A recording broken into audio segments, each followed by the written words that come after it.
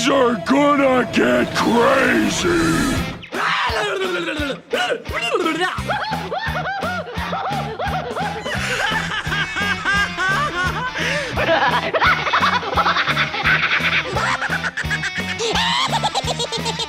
Most everyone's mad here. Hello, lads, and welcome back to AniMat's Crazy Cartoon Cast. I hope you lords and ladies be prepared for another wonderful round of a podcast now. But in all seriousness, folks, how are you all doing today? I hope you all had a wonderful weekend. And I hope everything went well with your holidays, that you spent a very good holiday break or a holiday vacation or whatever. But now it is time that we go and officially settle ourselves in 2023 and that we go and put things back to normal. And especially after the last week that we definitely had a whole bunch of animation news worth talking about. Yeah! Especially, that's right, King Cerulean, we definitely have. And by the way, thank you so much for the subscription. But there also is a whole bunch that we are going to go and talk about. Maybe not like major animation news. And thank you, TK, as well for the subscription.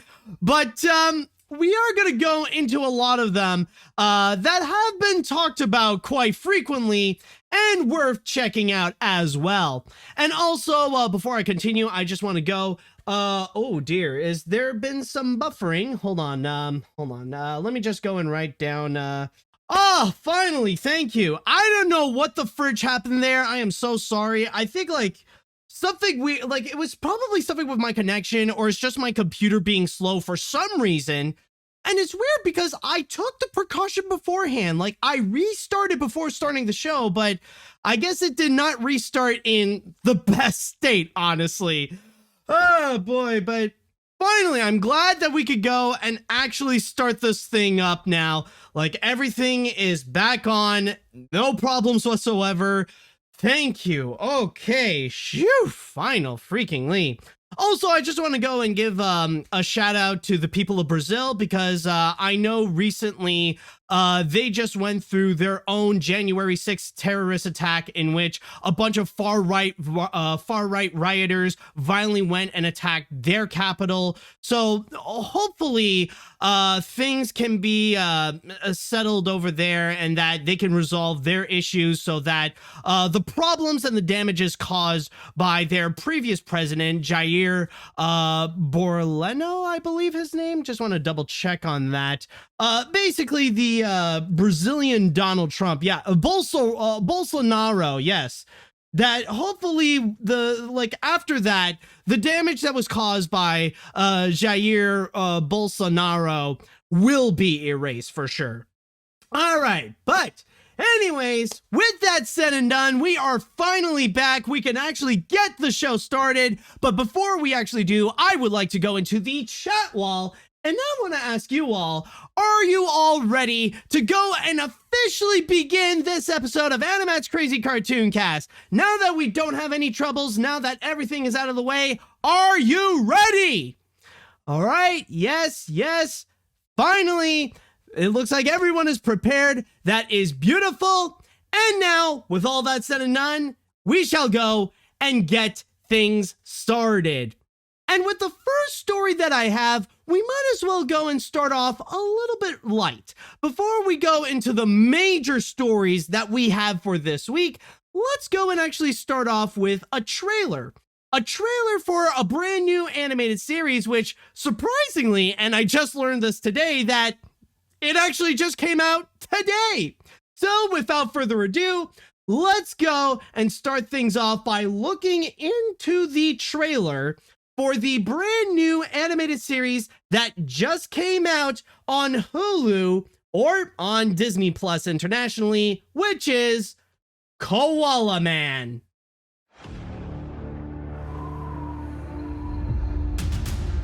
Oi! You're not allowed to loiter here! And what are you gonna do about it? Ah! Damn it! Ah! I'm okay. Just it's in my ankle, I think. They call me Koala Man.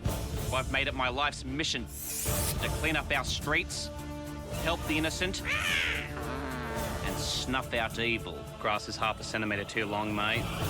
That was a close one. For I am... Kevin! Yes, Big Greg? You gotta fix the bloody internet. This is the one where I pulled the Peruvian dickfish out of my cameraman's urethra. Still got the little bugger.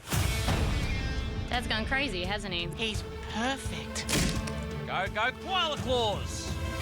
I still need to invent those, don't I? I installed cameras in the boys' toilets. That's where the deals are taking place. Can't put cameras in the boys' toilet. It's fine. No one will ever find them. Kevin? Koala Man! Whole town's gone psycho. Evil has been set loose. They'll take everything from you, Koala Man. My God. Bloody hell.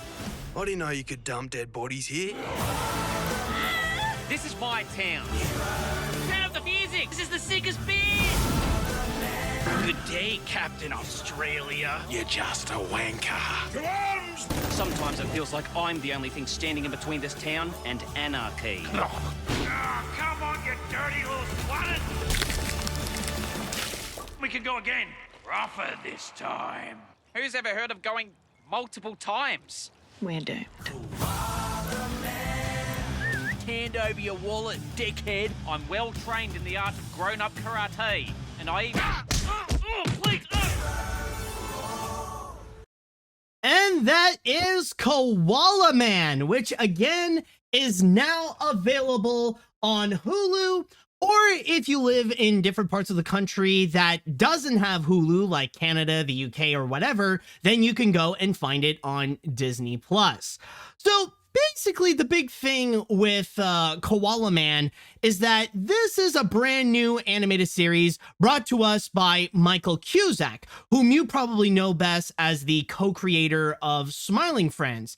And on top of that, with this show, he got the additional assistance of Justin Roiland, the big name creator of Rick and Morty, as well as Solar Opposites. So that's how they managed to go and get a pretty big deal with Hulu in order to create this animated series.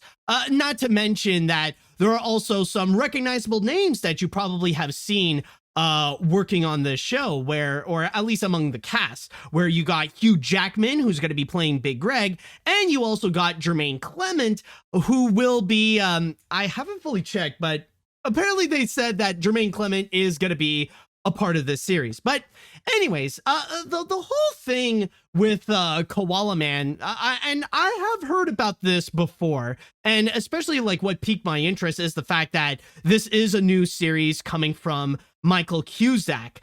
And it's kind of funny seeing now like what it truly is, because now they've pretty much grown and developed this to become this to become like this big modern homage to modern Australia, which is a regular thing, or I guess you could say is kind of like the signature of Michael Cusack. And this isn't his first time that he has done this, considering that he has previously done so on Adult Swim with another series called YOLO Crystal Fantasy.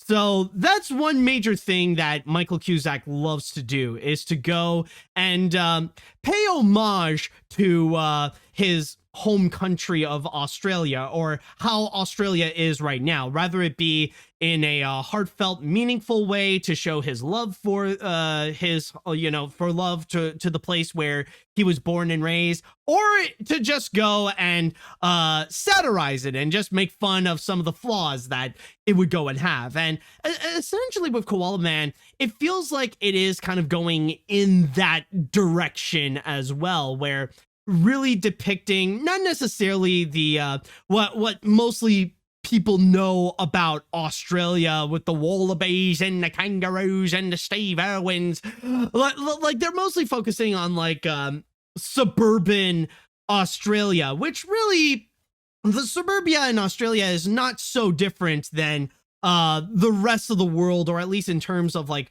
first world countries that do have that style of suburbia. So there is a lot of relatable elements that I'm sure a lot of people can connect with, even if it's located in a place like Australia. But still, though, I will say this trailer did surprise me.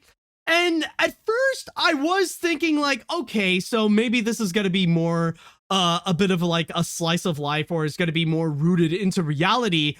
But then about halfway through, suddenly, like, they go into some supernatural elements. That's when they really go into like the craziness, where like just about, yeah, it's like straight halfway through, suddenly like you see like after Hugh Jackman and Jermaine Clement's name is like prominent, and then you see like people are like possessed a little bit, and then suddenly we see like the supernatural creature starting to come out. Like that's when we see like things are becoming pretty different so far. Now it's becoming like a series where like it's not afraid to go into the supernatural element, or the best way to put it is that now we are seeing the influence of Jermaine Clement, or not Jermaine Clement. What the fridge am I saying? Of Justin Roiland. Like now we're seeing the Justin Roiland influence in there, where we have those elements that we've seen before from Rick and Morty and from Solar Opposites, or especially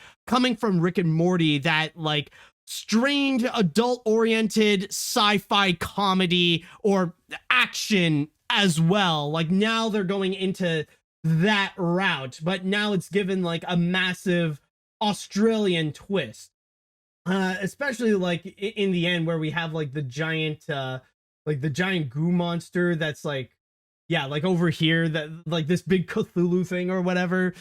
So yeah, essentially it just transformed into, in a way, and I don't mean this in like in a sense that is like negative or anything like that.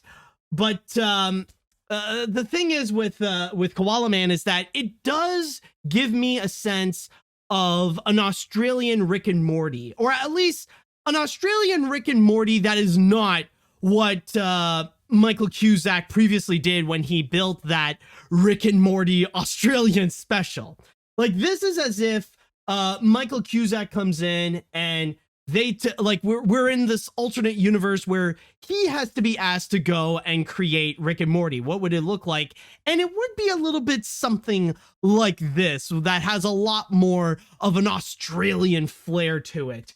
But hopefully in that regard, like it could be a good comparison, that it would be more like Rick and Morty during its heyday, like in its early seasons, because I am aware that nowadays Rick and Morty has become a little bit weird, and it's heading towards uncomfortable directions. Like from what I've heard, they're trying to do some relationships that are within the family. And when I say relationships, I don't mean like family bonding. I mean like the kind of forbidden romance within the family. Yeah, basically the kind that's like, so hopefully we're not going to be getting something like that, and we're going to be getting something more like the good Rick and Morty, the kind that people want to go and remember and receive some good laughs and great action. And who knows, maybe with Koala Man, that's what they are going to go and deliver. And I was curious, considering that the show was released today. Before we did get started, I went to go and double check if there have been any reviews in regards to Koala Man, and if there's been like already some major reception to what people are saying, or how do they feel about Koala Man. And I will say right now, there's not been a whole lot yet. Even on Rotten Tomatoes, you'll see that there hasn't been any official like reviews coming out, or any like major reviews that came out in Stack. Not even in terms of the user reviews has there been a whole lot, but so far it seems pretty positive. I'm not going to say that like it's been getting raving reviews. Like nobody is saying so far that this is the next Rick and Morty or anything like that, but so far people are saying that they are liking the episodes that have been put out so far. Nothing too special, but so far it's been going pretty well. So this could be worth a watch. And especially based on this trailer, I do get that sense that if you are someone who does or did like Rick and Morty, then maybe you could go and give Koala Man a shot, because it does have that it does have that Justin Roiland influence. Like, it does have a lot of that inspiration and a lot of that adult type humor that is related to violence and sex, that they would go and implement onto their sci-fi world that they have developed. So hopefully things can actually go well for Koala Man, and I do wish the best of luck for Michael Cusack. I remember a while back, in order to go and promote YOLO Crystal Fantasy, I actually had a chance to talk to him, to do an interview, and this was like before he really blew up into popularity thanks to Smiling Friends. But I definitely do wish him the best, and it does feel like a project that's more aligned to what he would usually do. So hopefully there will be a positive future for Koala Man, and that it would give him another hit. I don't know if it would be another hit in the levels of Smiling Friends, because that thing was like a phenomenon last year, but hopefully things can go well with Koala Man, because in this trailer, I do see the potential. I don't see like major hype or major anticipation that like you need to watch it right now, but I could see that there can be an audience that can like this. So once again, if you are interested in checking out Koala Man, then keep in mind that it is available right now on Hulu in the US and on Disney Plus in other places of the world. So with that said, I would like to go into the chat wall, and I want to ask you all, how do you all feel about the trailer for Koala Man? Are you all excited to go and watch this? Is this not really your thing? Or if you have managed to watch Koala Man today, what did you think about the episode so far? Let me know your opinions on it. Okay, so honestly, this looks pretty entertaining. Not just with the fast-paced animation, but also with the writing, the acting, the comedy. And the whole thing feels like a cross between Freakazoid, Smiling Friends, and Bluey? I don't know. You try and remember another prominent Australian cartoon. Wait, is Freakazoid Australian? I don't know. It's been so long, so. Anyways, I'll definitely give it a watch when it comes out. Wait, it's out now? Huh, okay. Sorry, Matt. Can't stay. Gotta check out some sports. Yes, sports. All right, you go and enjoy your sports. All right, let's see what we got here. From what I see in the trailer, it looks pretty fun.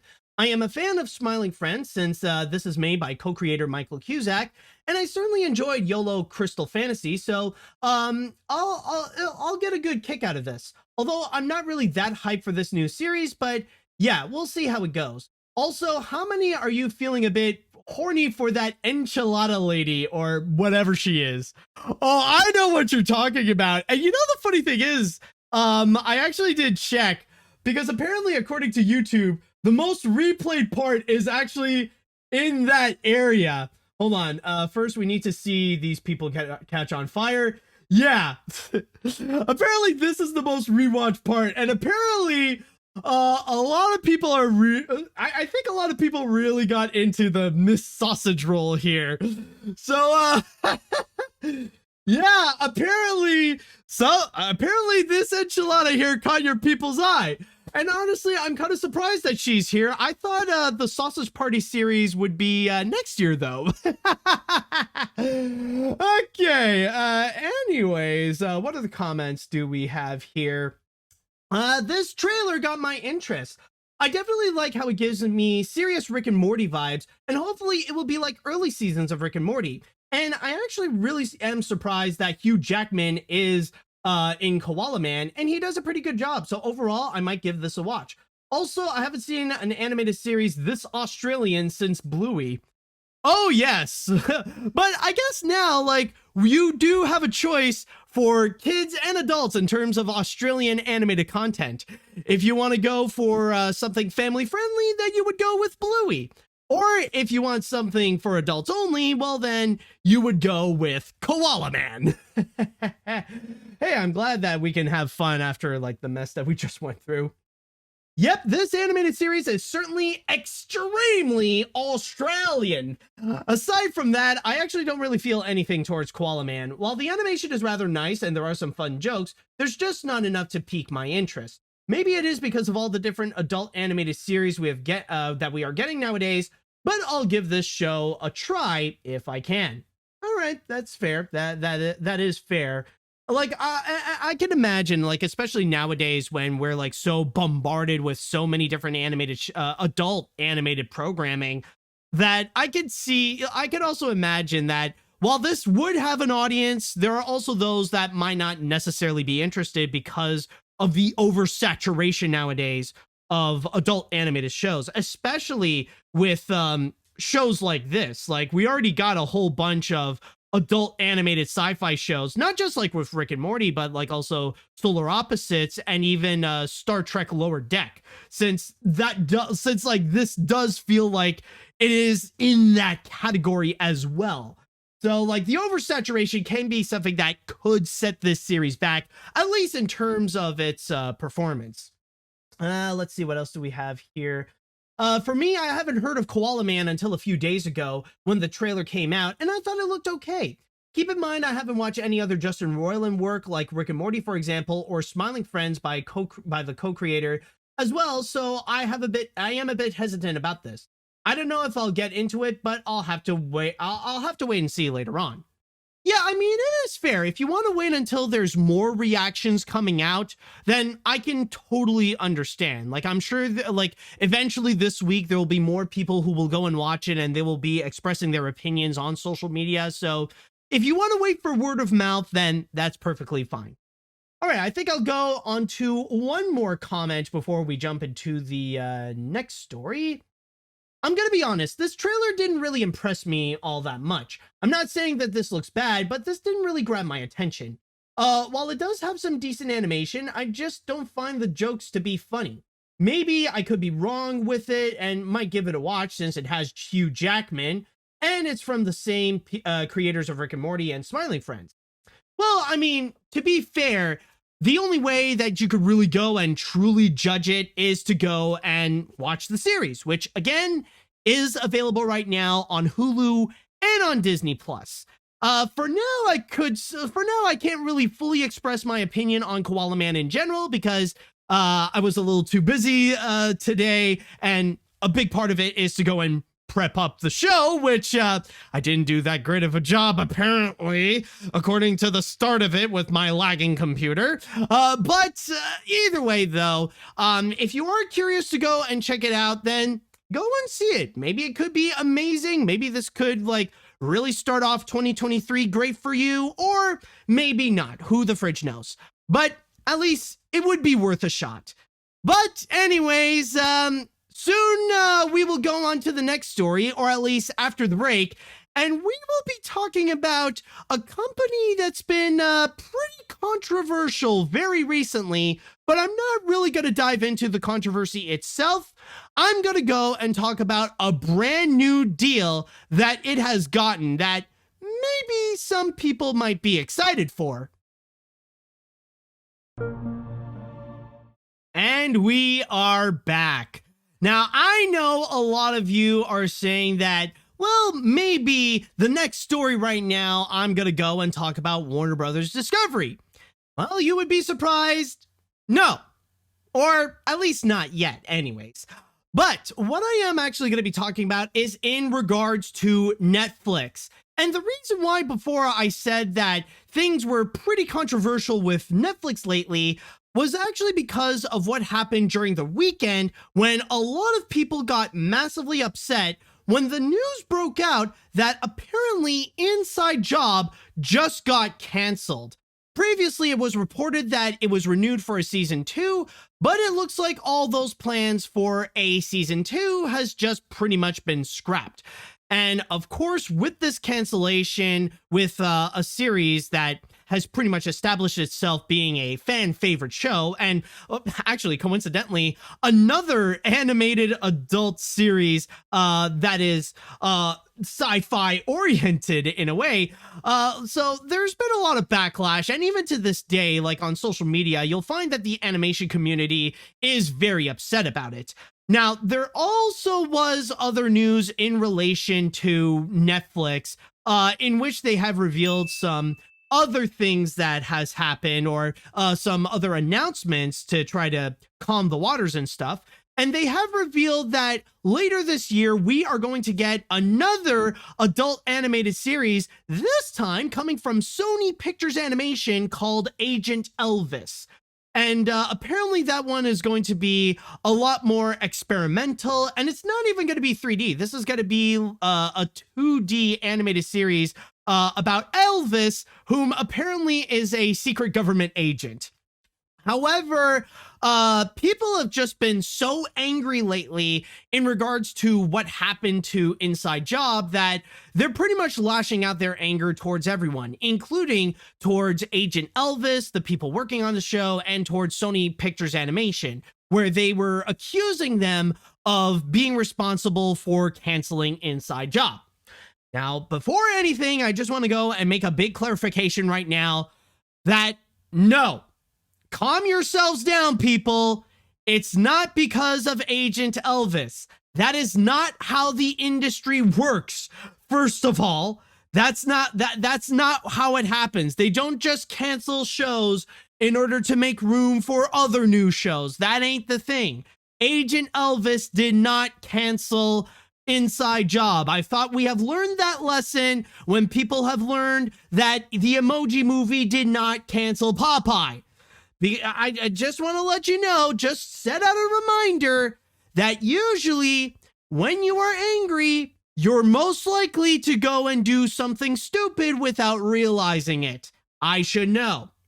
But with that out of the way, that's not necessarily what I want to go and talk about. What I do want to discuss is actually a different news. Something that did happen in Netflix, in which something managed to do so well that now they want to go and make a bigger deal out of it, or make a bigger deal with the director of a certain movie. And who I am talking about is specifically Chris Williams. So you probably recall in the summer of 2022 that Chris Williams made his solo directing debut with The Sea Beast. And The Sea Beast, believe it or not, actually managed to do very, very well. So much so that not only did it manage to go and actually make it in the top 10 most watched movies on Netflix in 2022, but it so far broke the record for being the most watched animated feature that is exclusively on Netflix. I do believe that is the record. Maybe I might have gotten that wrong, but it is, at the very least, it is up there and it has broken records. So with that honor, Chris Williams has ended up signing a brand new deal with Netflix, in a way, I guess you could say, as a reward for the success of The Sea Beast, where now he's going to be working in not one, but two animated features. One in which will be an original fantasy movie, and the other is going to be a sequel to The Sea Beast, which I do believe makes this the first animated feature that comes from Netflix, and exclusively on Netflix, that's gonna go and have a sequel. So from there, in my source on The Hollywood Reporter, they actually did do a big interview with Chris Williams talking about the massive success with The Sea Beast and what the future holds for Chris Williams and what's going on with Netflix and his perspective of how things are going with the animation industry and with Netflix as a company.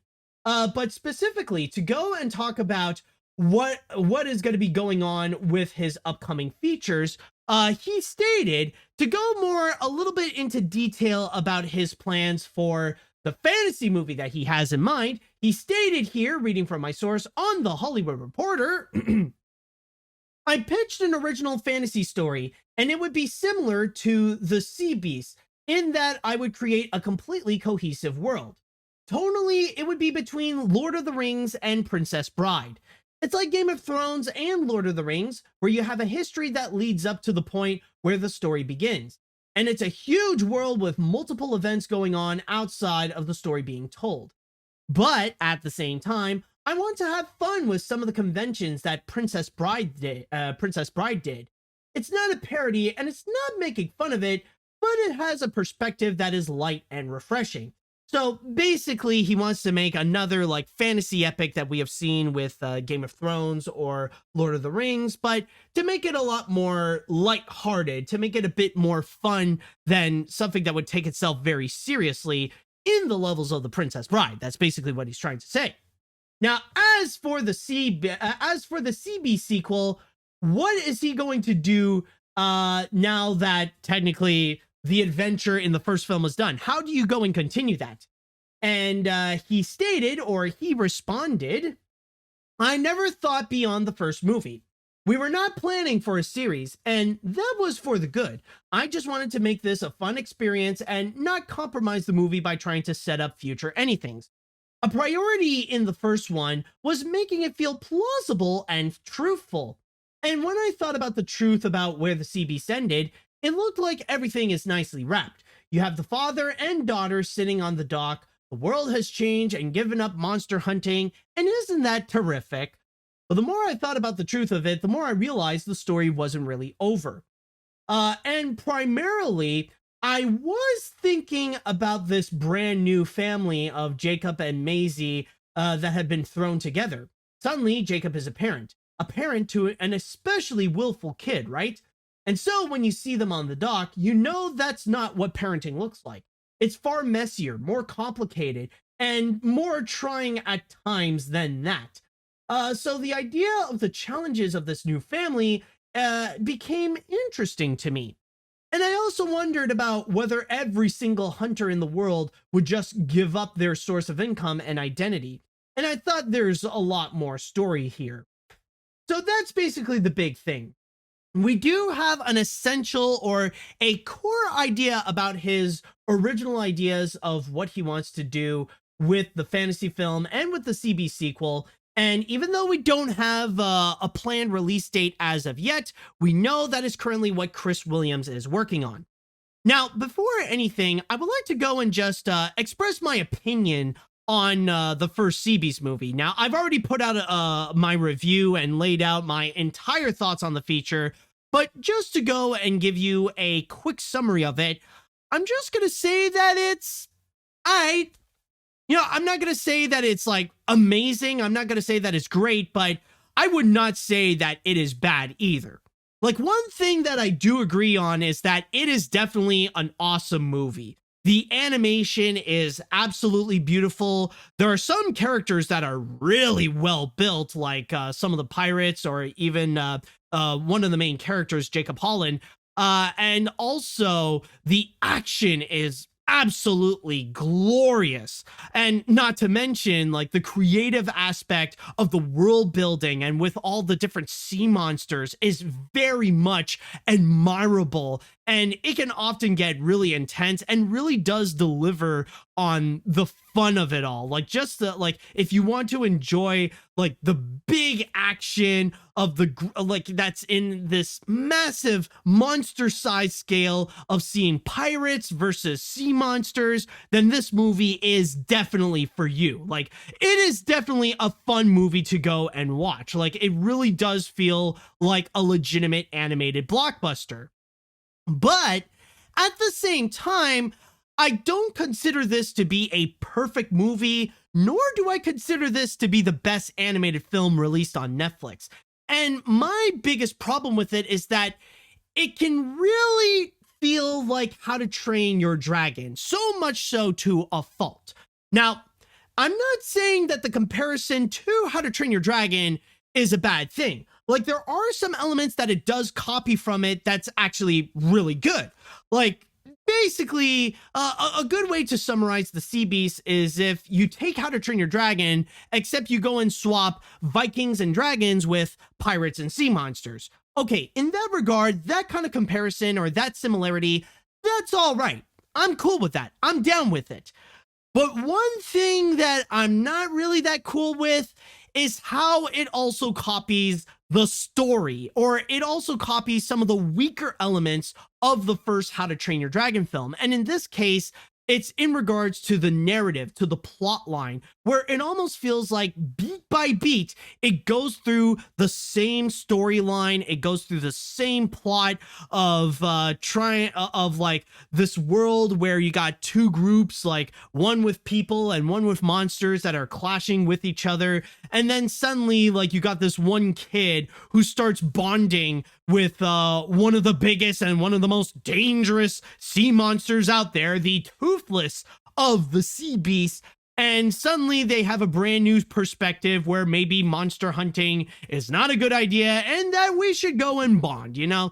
It has that cliched and kind of predictable narrative that it emulates a lot from How to Train Your Dragon. So the plot itself is already weak to begin with, but the fact that it feels very similar, or it almost feels like it copied from another animated movie and another like big name animated movie, like it does take off a lot of points. So again, it's an awesome film and it can be fun to watch, but I would not consider this among my top 5 favorite animated films of 2022. I wouldn't even consider it among the best movies that came out on Netflix. Like, personally, I much prefer something like Wendell and Wild, Glass Onion, or Guillermo del Toro's Pinocchio. So honestly, that's just my opinion on the Sea Beast, or at least in terms of the first movie.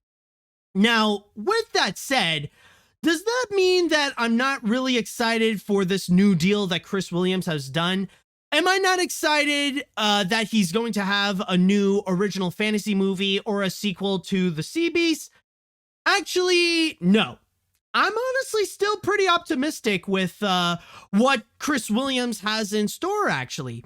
I mean, one thing you got to keep in mind is that he is a well-established animation veteran. Like, he literally has decades worth of experience working at Disney Animation and has done some really solid job in a lot of the films. And even recently, like some works such as like his co-directing job on Moana, or helping out on Big Hero 6 and stuff like that.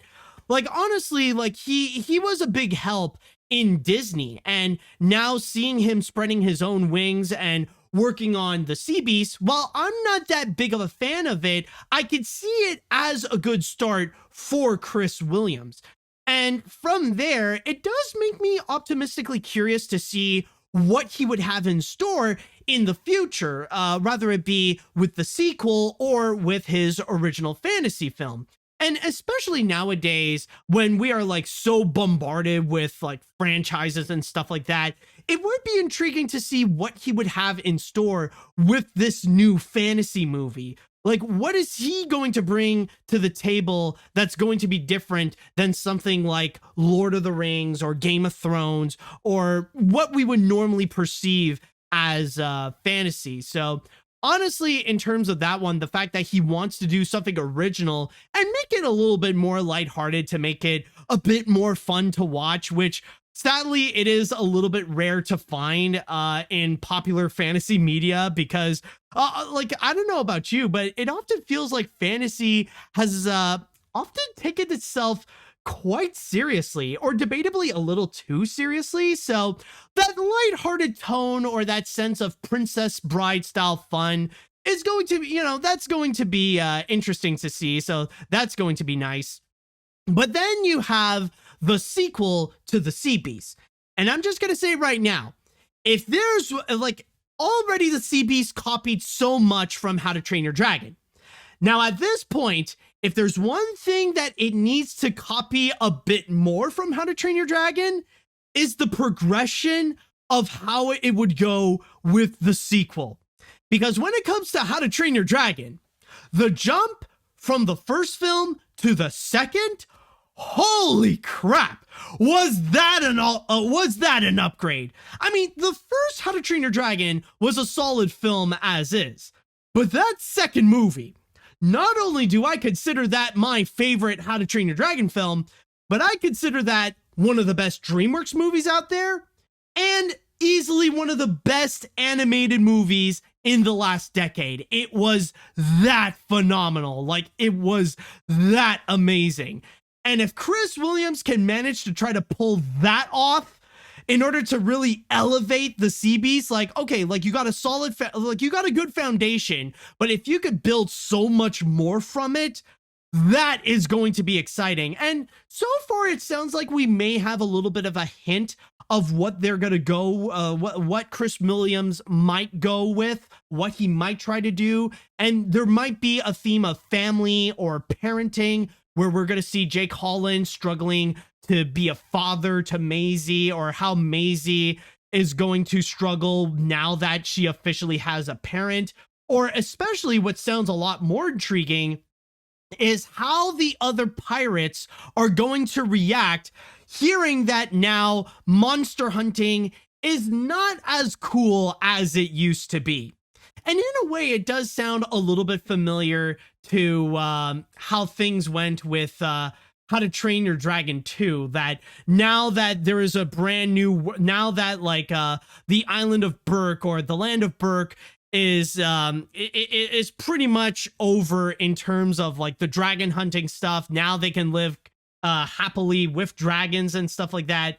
Now we are going to see how like other people feel in terms of their relationship with dragons and stuff like that. Or did they explore that more in the third movie? That sounds like something they would do in the third more so than they would in the second, come to think of it, actually. But either way, though, so far it does sound like there might actually be an idea, and that's one thing that would actually make me excited to go and see.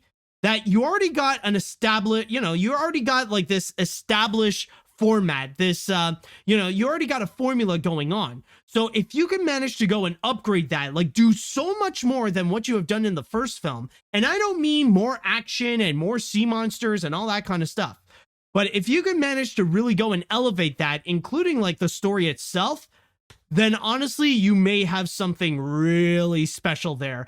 That is going to be one thing that I want to keep an eye on. Like, if you really want to be like the Netflix version of How to Train Your Dragon, then I want to see a phenomenal number 2. I'm like, I will admit, I will have some expectations for it, but, and I know, like, it won't be for like a long time. Like, at the earliest, maybe we'll get it by like 2025 or 2026. But still, though, like, you already got a good idea going. Now you just need to go and really make it great. And that's what I feel like. It's going to be that big second chance for the Sea Beast in order to really become amazing, to really go and have this concept of the Sea Beast to fully go and bloom on top of the original movie that Chris Williams has. So yeah, overall, the best way to describe it is that I am optimistically curious to what Chris Williams will have in store. I'm optimistically curious to see how the Sea Beast sequel is going to be, and if there is a chance that it could turn out better than the first. And I am optimistically curious with what he has with his original fantasy film. So overall, we'll see how it goes. But hey, good on Chris Williams for what he got. And I mean, congratulations on your big success with the Sea Beast, by the way. And we'll see how things will go in the future. We'll see how your movies will go, or how are you going to follow that big success. I'm sure there's going to be a lot of people keeping an eye out, especially after the popularity of the Sea Beast.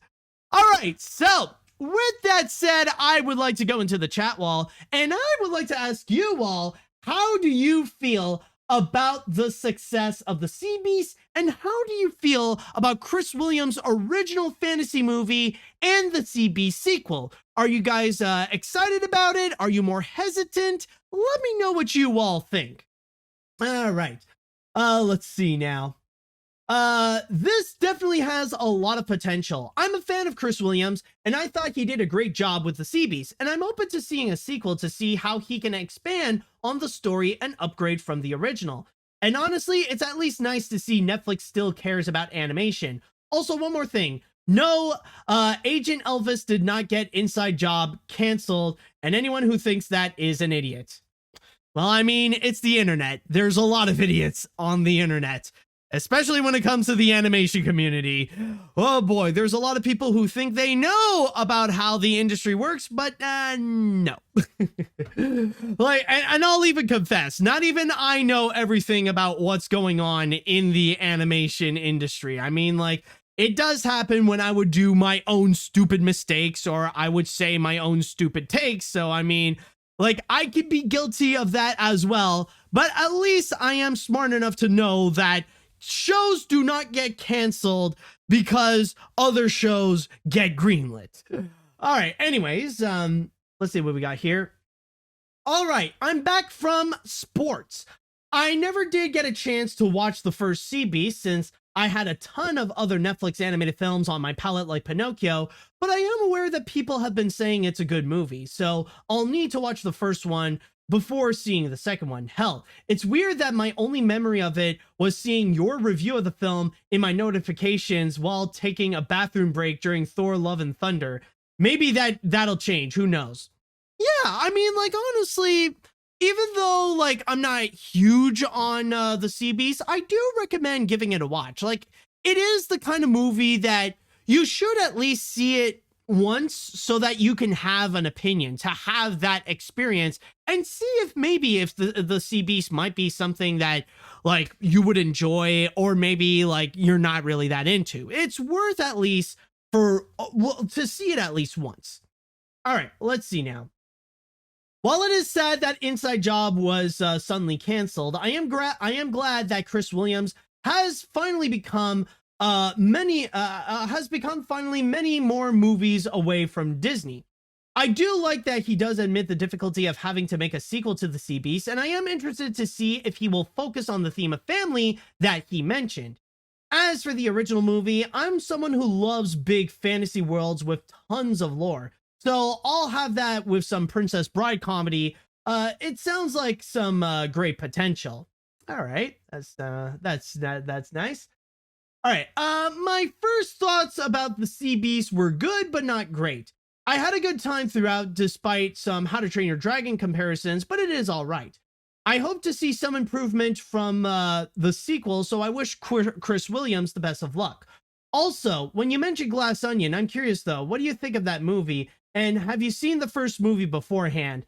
I will admit my memory on the first movie is a little bit vague, but so far Glass Onion, it is pretty solid. And it is the kind that, like, you know, like, maybe it doesn't leave that big of an impact when you initially watch it, but, like, it's the kind that when you think about it, it's like, oh, now I see the cleverness of, like, what this thing is trying to do, especially with the whole metaphor of the glass onion. Like, good on Rian Johnson for thinking that, man.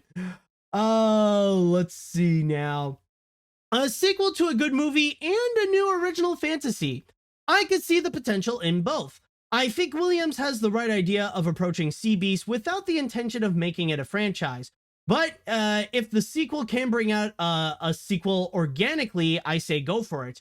Of course, I'm a little skeptical about the idea of Jacob Holland going through the trials of parenthood, since that tends to be one of my least favorite sequel tropes, where when no one has done it well. Manny in Ice Age 4 and 5. And yeah, I do understand, because, like, I remember there was a time when, like, that was a massive cliche. Like, almost everyone was doing it. Like, you would think about something like Lion King 2 or Happy Feet 2, for example, where, like, often, like, an option of how, like, you could continue a sequel is, hey, what if the main character is now a parent? Or generally is like, what if they become a father? How would they go and handle parenthood or stuff like that? Or another one technically would be like the last two Shrek films, like Shrek the Third or Shrek Forever After, where they didn't touch upon that massively, but they did, like, really look into that idea. Anyways, what other comments do we have? Actually, considering the time, I'll read one more comment before we move on to the next. While I didn't consider The Sea Beast the best animated movie of 2022, I found it to be a lot of fun and wildly action-packed. I could see the sequel will have a lot of great potential, and I'm optimistically curious about it. Who knows? Maybe Netflix will have their own How to Train Your Dragon 2 by being the best film of the franchise. That could be, and that's what I am honestly hoping for, is that even though even though The Sea Beast I consider it good but not great, I am opening up the opportunity, and I'm honestly I am being hopeful that the sequel will take what The Sea Beast started and will really go and elevate it. All right, now moving forward to our next story. After our break, we are going to be looking at a missing character, and it was rumored that she would not be there, but now it looks like, at least for now, it's going to be true. Now, will this affect the movie greatly? Well, we shall wait and see. All right, now moving forward to our next story. Even though we have just started 2023, I would like to go and talk about what is easily one of the most anticipated animated movies, or one of the most anticipated movies in general of next year in 2024, Inside Out 2. You probably recall a few months ago at the D23 Expo, where it was revealed that Pixar is currently in the works in the sequel of Inside Out. And it has been confirmed that Amy Poehler will be returning to provide the voice of Joy. Now, we didn't have any confirmation in regards to the other emotions, however. We don't know if any of the others are also going to be coming back as well, or if it's just going to be focusing on Joy, even though the plot line will be about looking into Riley now that she has become a teenager. But regardless, the thing is, like, with that news, there was also a rumor that came out, especially in regards to some of the actors, where rumors were circulating in regards specifically to Mindy Kaling and Bill Hader, who provided the voice of Disgust and Fear respectively, where they stated that apparently they would not be returning to Inside Out 2 because the payment that they were offered was pretty much a joke compared to what Amy Poehler received, where she got like, I think around like millions of dollars. They say like 2 million or something like that, plus some extra benefits as well to her payment. Whereas Mindy Kaling and Bill Hader, they were only offered $100,000 each, which was pretty much lowballing them, and it was pretty insulting to the point where they decided not to reprise their roles whatsoever. However, those are just rumors right now. There is nothing that has been confirmed that those stories were true. However, a recent report came out in which it was revealed that, well, maybe the rumor is not entirely true as of yet, but there is one thing about it that was confirmed, and that is the fact that Mindy Kaling will not be reprising her role as Disgust in Inside Out 2. Now, the thing is, right now, Mindy Kaling is busy going around and promoting for her upcoming adult animated series, Velma. Why the fridge am I talking about adult animated series so much these days? You know, just on this episode, you know, it's like all the time I've been talking about adult animated shows. Like, we started with Koala Man, then briefly talked about Inside Job and Agent Elvis, and now we're talking about Velma. I just noticed, like the word of the day, or the words of the day, is adult animated series. But anyways, in all seriousness though, right now Mindy Kaling is going around promoting Velma, considering that she is an executive producer and she is starring in the show as Velma. However, during that press tour, one reporter asked them in regards to what's going on with Inside Out 2, considering that she voiced Disgust in the first movie. And the response that she brought out, reading from my source here on the wrap, she stated this little section right over here. I had a great time working on Inside Out, and I am sure Inside Out 2 will be great, but I'm not working on it. She additionally stressed that she is not part of the movie right now. Kaling's involvement could change depending on whether the story takes a different form. Pixar movies famously go through many iterations before making it to the screen, or of course, they reach an agreement on compensation. But again, keep in mind that throughout all this, there is no confirmation of the fact that the reason why she is not a part of Inside Out 2 is because of compensation. It's not related to the salary. We don't really know as of yet.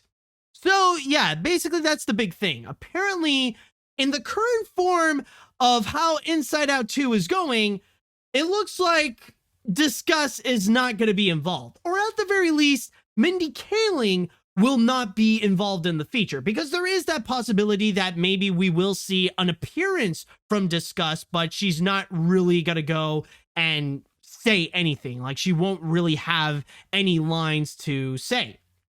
But with that said, though, even though it is pretty shocking to hear that, like, one of the prominent characters or, like, one of the main emotions of Inside Out is not going to be a part of the sequel, is this going to be a big deal? Is the, is the sequel ruined because there isn't going to be any more Disgust going on?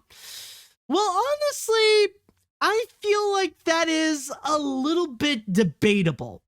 Because the thing is, when you do think about it, in the first movie, the main characters are not necessarily all the emotions. It's primarily about joy and sadness. Like, it's about those two emotions that basically they are a big part, or they are like the reason why the message of the first film is to say that it is okay to embrace sadness. It is okay to cry.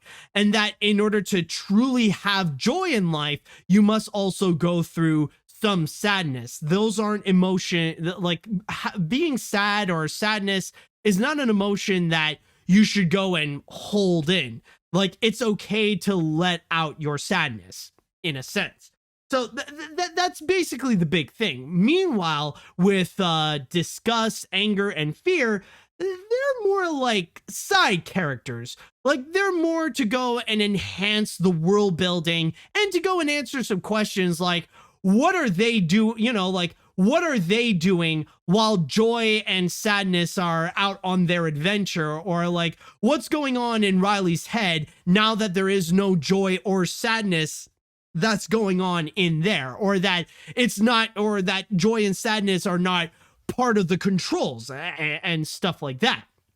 So at that point, you have to wonder, is it really that big of a deal? Is it that much of a sacrifice for Disgust to not be a part of the sequel? Because then you have to go and consider what would be like, okay, if they are going to do a sequel, what would she go and do? And that would be pretty tricky to try to go and figure out, because, like, really, when it comes to Disgust, like, her role is that she is part of the emotional team that is within Riley's head, or that is within everyone's head, but we are primarily focusing on Riley. So I feel like, honestly, there is a part of it that I would believe that the reason why Disgust would not be in there is not really anything that would have to do with Mindy Kaling and her payment and stuff like that, but more rather, how would you go and find a way to incorporate a character like Disgust and make her and give her a significant role to the story that they would go and have in mind with Inside Out 2? Because you never know with what they are planning. Like, maybe there is a possibility that now that Riley has become a teenager, that they can go and incorporate more emotions onto her head. Maybe there can be more ideas that they could go and develop from there.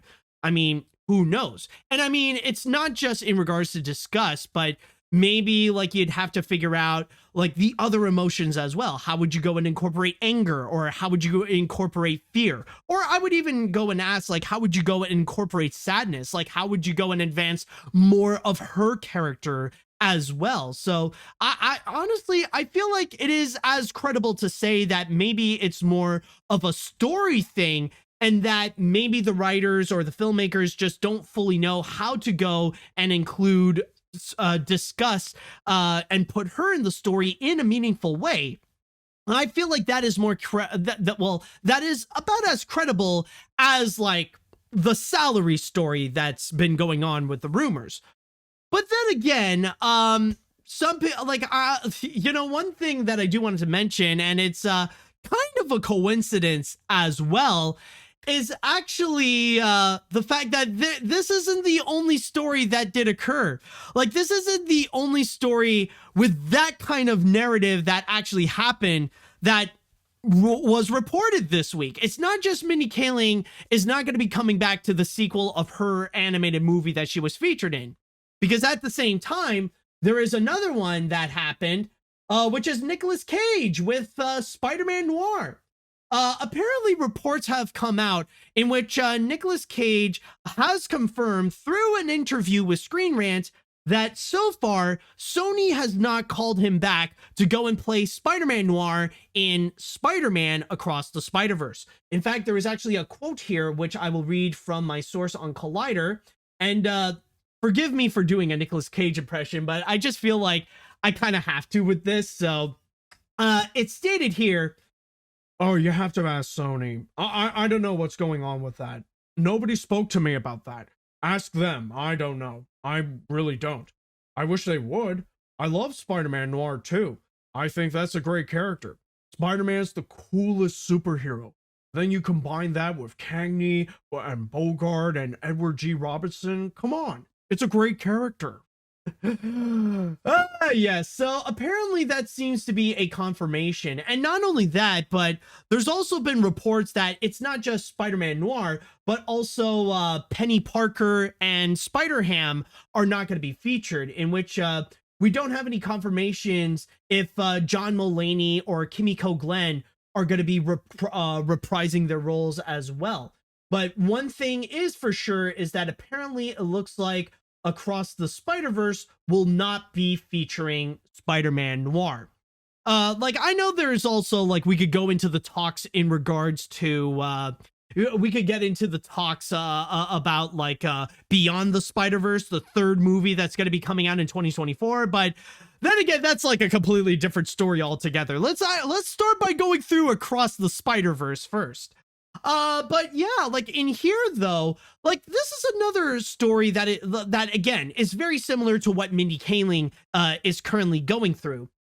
And the explanations as to why, like honestly, the rumors and the speculations in relation to Inside Out 2, they can also apply here. Maybe Sony just didn't have enough money that they want to go and pay to Nicolas Cage for him to go and reprise Spider-Man Noir. Or it could be the case that maybe it's a story thing, that technically Across the Spider-Verse is primarily going to be focusing on Miles Morales, or at least Miles Morales alongside Gwen Stacy and Peter B. Parker. And they're going to be going into like different universes with tons and tons of other Spider-Mans. I mean, like, it's not that we're going to be lacking in Spider-Man. We are literally going to be getting hundreds of Spider-Mans that are going to be appearing in Across the Spider-Verse. And unfortunately, it looks like maybe we won't have time to see how Spider-Man Noir is doing. Or I guess ultimately, Phil Lord and Chris Miller just don't necessarily have like a major idea of what they could do in order to go and incorporate Spider-Man Noir onto Across the Spider-Verse that would be a meaningful way, or at the very least, that would be as meaningful as Gwen or Peter B. Parker or as Miles Morales. So a lot of these speculations can actually, can actually be like everywhere. Like they're like, we don't fully know the answers. Like really, it's just the executives that would truly know, since they are the decision makers. But there could be like a lot of possibilities. But what we do know is that these characters are not going to be appearing. Rather it be Spider-Man Noir or even with Disgust in Inside Out. However, there is one thing that I will say is that even though it looks like it's very likely that we won't get Spider-Man Noir in Spider-Man Across the Spider-Verse, I feel like there might be a possibility that maybe this news over here with Disgust and Inside Out 2, maybe it might not age well. Like, one thing you have to go and keep in mind is that Inside Out 2 is going to be coming out in June of 2024. We are pretty much about a year and a half away from it, which would give Pixar tons of time to go and change things up. And you know how things are in Disney and in Pixar when they would go and make their animated films. Sometimes it does happen when they would have to go and make a whole bunch of last minute changes in order to go and produce the final film. And sometimes they would have to go and completely change up the story like about a year or even like months away before the release. That's what we have seen happen with Frozen 2 and with Toy Story 2. So maybe there could be something that can happen that would be the same thing, that maybe we will see that the story might go through this massive plot, this story overhaul, and that they would have to go and completely restart from the ground up, and that maybe they will be bringing in Disgust, and maybe she will have a bigger role than originally intended for Inside Out 2. I mean, the possibilities are endless there, and again, considering that it is a year and the movie is about a year and a half away, there's still a lot of time to see what they could do in order to change things up. Maybe they will include Disgust in there, maybe they won't, but ultimately we will have to wait and see. But it looks like for now, in the current format, we may not have Disgust in Inside Out 2. Now, to go and respond the big question though, is this really going to affect Inside Out 2? Is it really going to change things up where, like, now without Disgust, it's going to feel less like Inside Out and it's not going to be as good as the first movie? Well, to be honest, I really don't know. But honestly, if I would have to go and put my input or my opinion on it, I don't really see it make it that big of an effect. I don't think it's going to be that consequential. Like, yeah, there will be consequences where to Disgust not being in Inside Out 2, but I don't think it's going to be like the big game changer. I don't think it's going to be something like, oh my god, this whole thing is ruined because there is no Disgust. What did you do with my green waifu? I don't think like it's going to be that, I don't think people are going to be that dramatic about it, but I don't know. Like, for me, I'm still excited for Inside Out 2. I love the first movie. I consider it to be one of the best animated films in the last decade. So honestly, of course, I'm going to be hyped up for the sequel. We will see how it goes.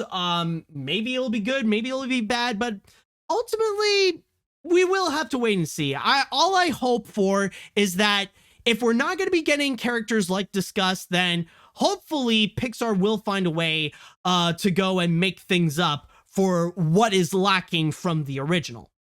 All right, so with that said, I would like to go into the chat wall now, and I would like to ask you all, how do you feel about Disgust not being a part of Inside Out 2, or at least for now?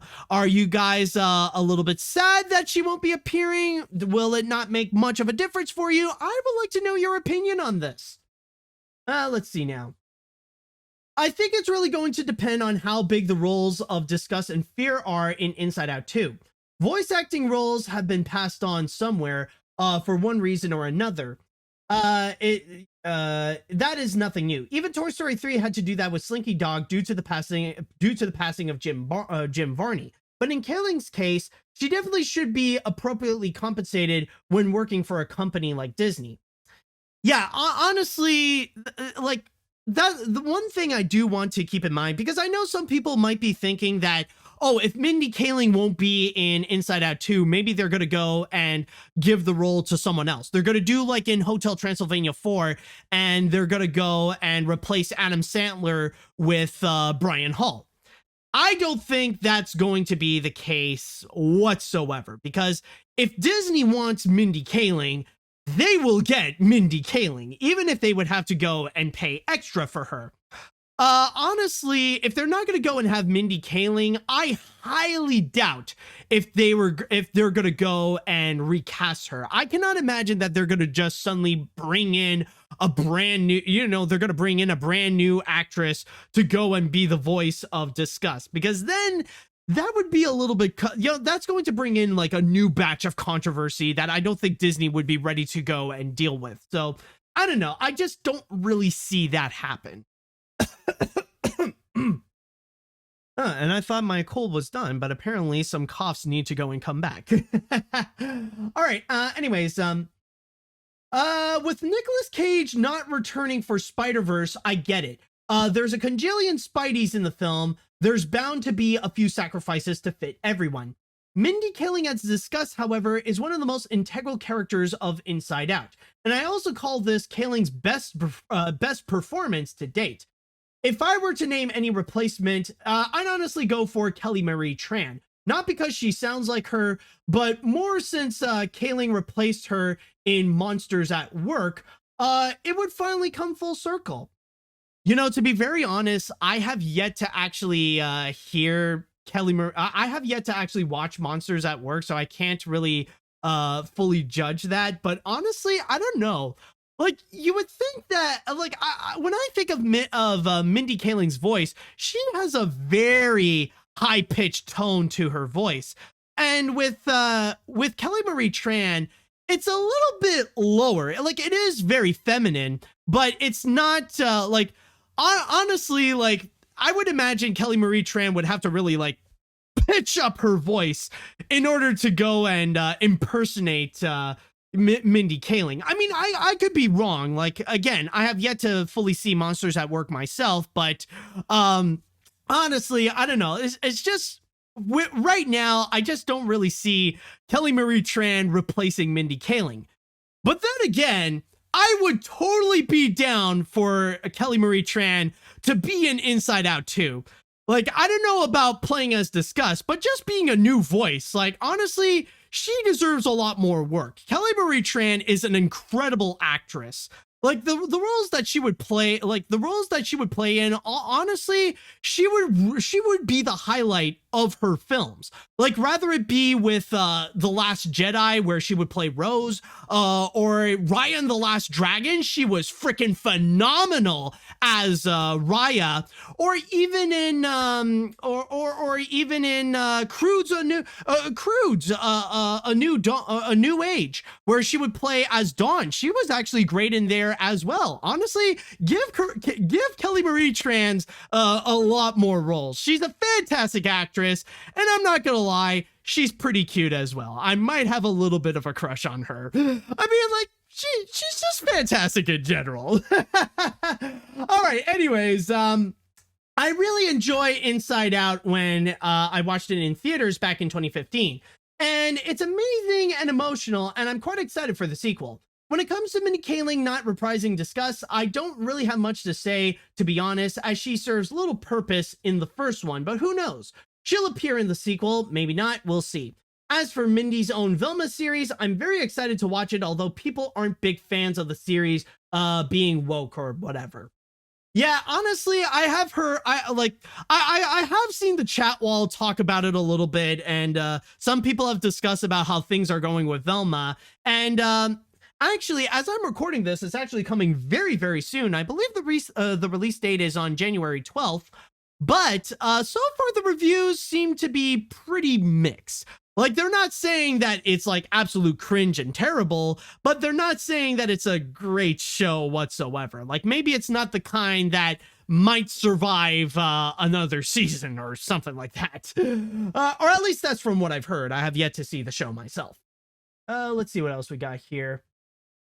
While I am disappointed that Mindy Kaling is not coming back for Inside Out 2, I am hoping that if they do have her in the movie, hopefully they can have a good replacement if they can have her in the movie.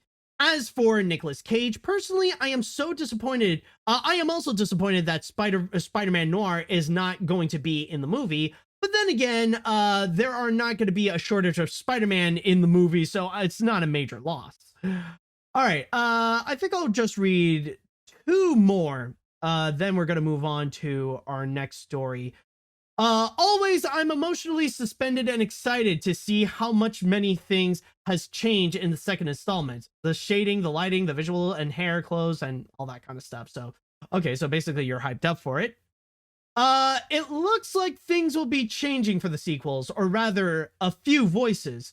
If I do have any guesses for what's going on for Disgust, since there is too little info at the moment, the best guess I have is that it may have to do with the payment issue that was mentioned earlier. As for Spider-Man Noir, it is most likely that they don't really have a good way to connect him, Penny, and Porker into the sequel, since they were really only in the first movie to help enforce that movie's moral. Yeah, exactly. So maybe there's a lot of possibilities as to why. Maybe it's because of the salary, maybe it's because of the narrative. You know, like, honestly, I'll just say right now, this actually does remind me so much of the rumor from the last decade. You probably remember that rumor in regards to Wreck-It Ralph, right? Where there was a rumor going around that Mario and Luigi was supposed to be in Wreck-It Ralph, but Nintendo put a fee that is way too big for Disney to afford. So at the most, they only brought in Bowser. But the truth is, the filmmakers actually admitted that the reason why Mario and Luigi were not there was because they don't know how to incorporate them onto the movie that won't be like a major show stealer moment, that people will just forget about everything else in the film and they'll just focus on Mario. So it's mostly because of story reasons why they couldn't find a way to fit in Mario. So honestly, it just feels like a bit of a repeat of that rumor. All right, but anyways, with that said, now it's time that we are going to go and jump on to our next story. And I know a lot of people are asking about Warner Brothers and what's going on with that news and stuff like that, or what's been going on with them. You'd think I would talk about that when I would talk about Netflix, but no, it's actually going to be happening after these messages. All right, now let's go and jump on to our next story, to which we are going to be talking about whom I have crowned as the #1 animation news of 2022, Warner Brothers Discovery. Yes, it did not take long for me to go and talk about the company. Like I even mentioned last week that we will be hearing a lot more about WBD in the future. That there will be some ongoing drama that will be happening, especially with all the calamity that's been going on with DC. But that's like another story altogether. However, moving forward right now, it looks like right now, WBD wants to go and begin on the right foot, at least in terms of 2023. Where they have reported by saying that they are officially done with doing any write-offs. Whatever cancellations that they want to do, whatever write-offs that would be next, it's pretty much done. It's over. They're going to stop canceling shows. They're going to stop getting rid of more content. They're going to stop shelving things, and now they're going to go and move forward to their next phase. Or so they claim, though. I don't know about you, but I feel like when it comes to Warner Brothers Discovery, it's more of a wait and see kind of thing. However, even though they did say something that is promising, and so far their image is looking better than some other people, rather it be like Elon Musk's companies that he is managing, like Twitter or Tesla, or especially when compared to the GOP. I mean, I think it's safe to say that it didn't take Warner Brothers Discovery 15 times to go and decide that they are going to stop writing off projects. But in all seriousness, though, it looks like there is still some drama that has been brewing, especially when entering into the new year, especially with animation fans with what has happened with the Looney Tunes and Flintstones. Yes, the animation community has noticed that on HBO Max, there has been about 256 Looney Tunes cartoons and 3 seasons of the Flintstones that are no longer available on HBO Max. Or more specifically, all the Looney Tunes cartoons between 1950 and 2004, and the second half of the Flintstones going from season 4 up to season 6. Like people have noticed that suddenly that content just magically disappeared from HBO Max, and we have no idea where they went. And some people assume maybe they might be coming back, but it looks like the reason and the situation itself is a lot more complicated. In fact, to read you from my source here on Variety, they stated, which is right over here, the Looney Tunes and Flintstones content was licensed to HBO Max from Warner Brothers under an intra-company deal. Those licensing agreements expired at the end of 2002, and HBO Max did not renew them, as it seeks to reduce content expenses. It is unclear whether the Looney Tunes and Flintstones content that is no longer on HBO Max will be available on other streaming platforms.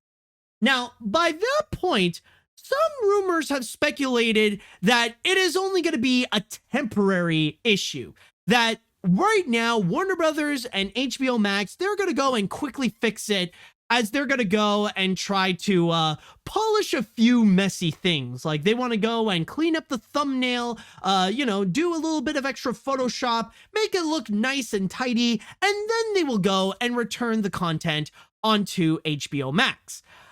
Unfortunately, though, that is not the case, and the situation is a lot worse than you may think. Following after that paragraph, they would go and state, HBO Max's removal of the Looney Tunes short was reported on December 31st by a Twitter account called The Cartoon News in a follow-up post on Monday. From there, the account said, without citing a source, that the Looney Tunes clips were removed temporarily due to a maintenance check to fix the Photoshop titles, and that they will be returning to HBO Max soon. A source familiar with HBO Max told Variety that the Looney Tunes shorts will not, in fact, be coming back to the service. So that's currently what is going on right now with HBO Max, is that they removed a significant portion of the Looney Tunes cartoons and half of the Flintstones, and we have no idea when the fridge they're going to be coming back. Okay, well, that seems to be a bit complicated, and that's not good. Like, we got a bit of a messy situation here. And first off, like, I just want to go and start off by commenting that it did make me think about, I don't know what would be worse in this situation. Like, honestly, that would be a good discussion. What would you say is worse? Having no content at all? Like, have the entire thing to just disappear? Or to have the thing be in there, but only partially? Like, remove, like, a significant portion, like a third or half of it. I want to ask the chat wall, which one do you think it's worse? Like, removing part of it or just removing the whole thing entirely? Like, let me know. What is your opinion? What would you say is worse? How do you feel about it? I just want to know. Let's see. Some are saying removing part of it. Some are saying the whole thing. Okay, so some are saying a Thanos wipe. I honestly couldn't say which is worse. Some are saying the whole situation is messed up. Okay, so it looks like some people are saying the whole thing. Like, it seems pretty mixed, but it looks like there is a majority that is saying that removing all of it entirely would be much worse. Okay.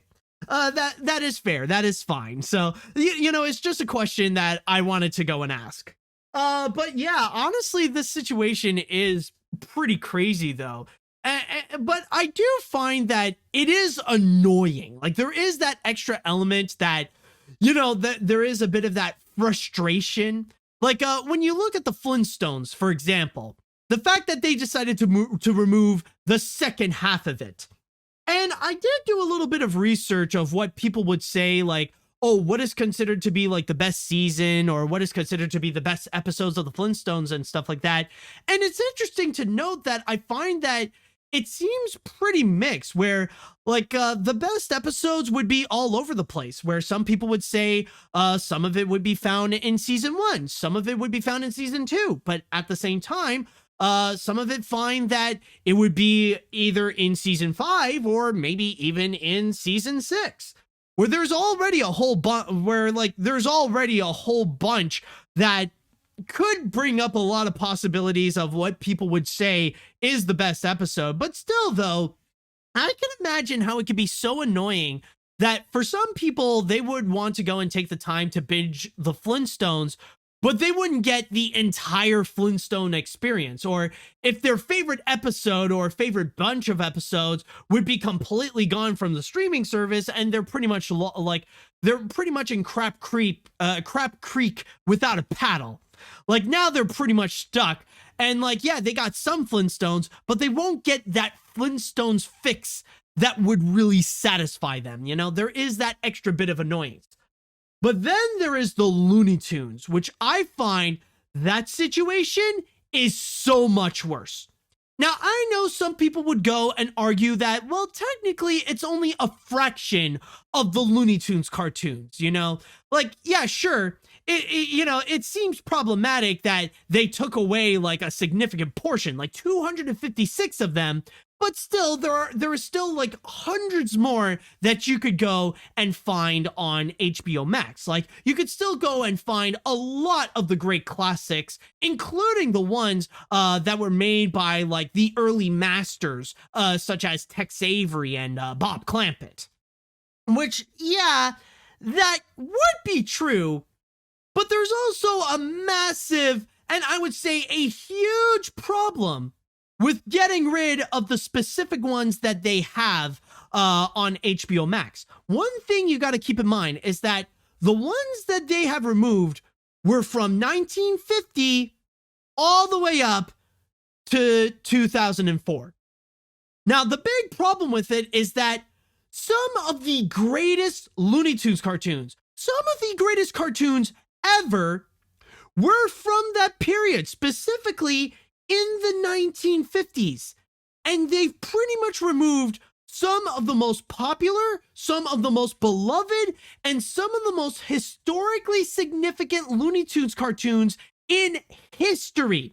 And these are some that like everyone knows, not just cartoon fans, not just animation aficionados, but like some of the ones that everyone knows and loves.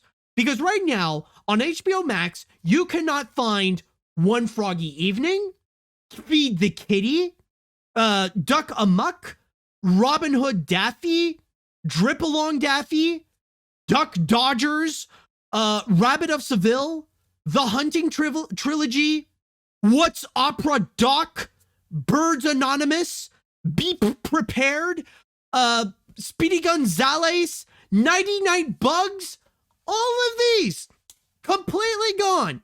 You cannot find them on HBO Max whatsoever. They decided to completely remove it because Warner Brothers or HBO Max, they just don't want to go and pay the fees. They just want to go and save up on some money. You realize how ridiculous that sounds? Like some of the greatest of them all, and they're no longer they're no longer on HBO Max, what is supposed to be the streaming home of the Looney Tunes. Like, you want to go and advertise yourself that, and yet you do not have like some of the greatest cartoons from Bugs Bunny and Daffy Duck. Like, I cannot go and watch What's Opera Doc or Duck Amuck. How is that even possible? How could you go and even let that happen? And this is not even to mention that the majority of cartoons from a lot of prominent Looney Tunes characters, they are no longer there. Like, they're just flat out gone. Like, like all the cartoons, or at least most of the cartoons from Foghorn Leghorn, from Yosemite Sam, from Speedy Gonzales, from Pepe Le Pew, if they still kept some of his cartoons anyways, from all the cartoons from the Tasmanian Devil, from Marvin the Martian, like all of those wiped out from HBO Max. And at the most, maybe you would only get a handful of their early cartoons, and that's pretty much it. Like, honestly, it's ridiculous. And not to mention, by the way, that what makes it even crazier is that those cartoons are often some of the most memorable ones. The ones that people actually recall the most because of how they would air on television for decades. Because it's the cartoons from 1949 all the way up to the early 1960s that they would go and air on the Bugs Bunny Show, or the Bugs Bunny and Roadrunner Hour, or the Bugs Bunny and Tweety Show.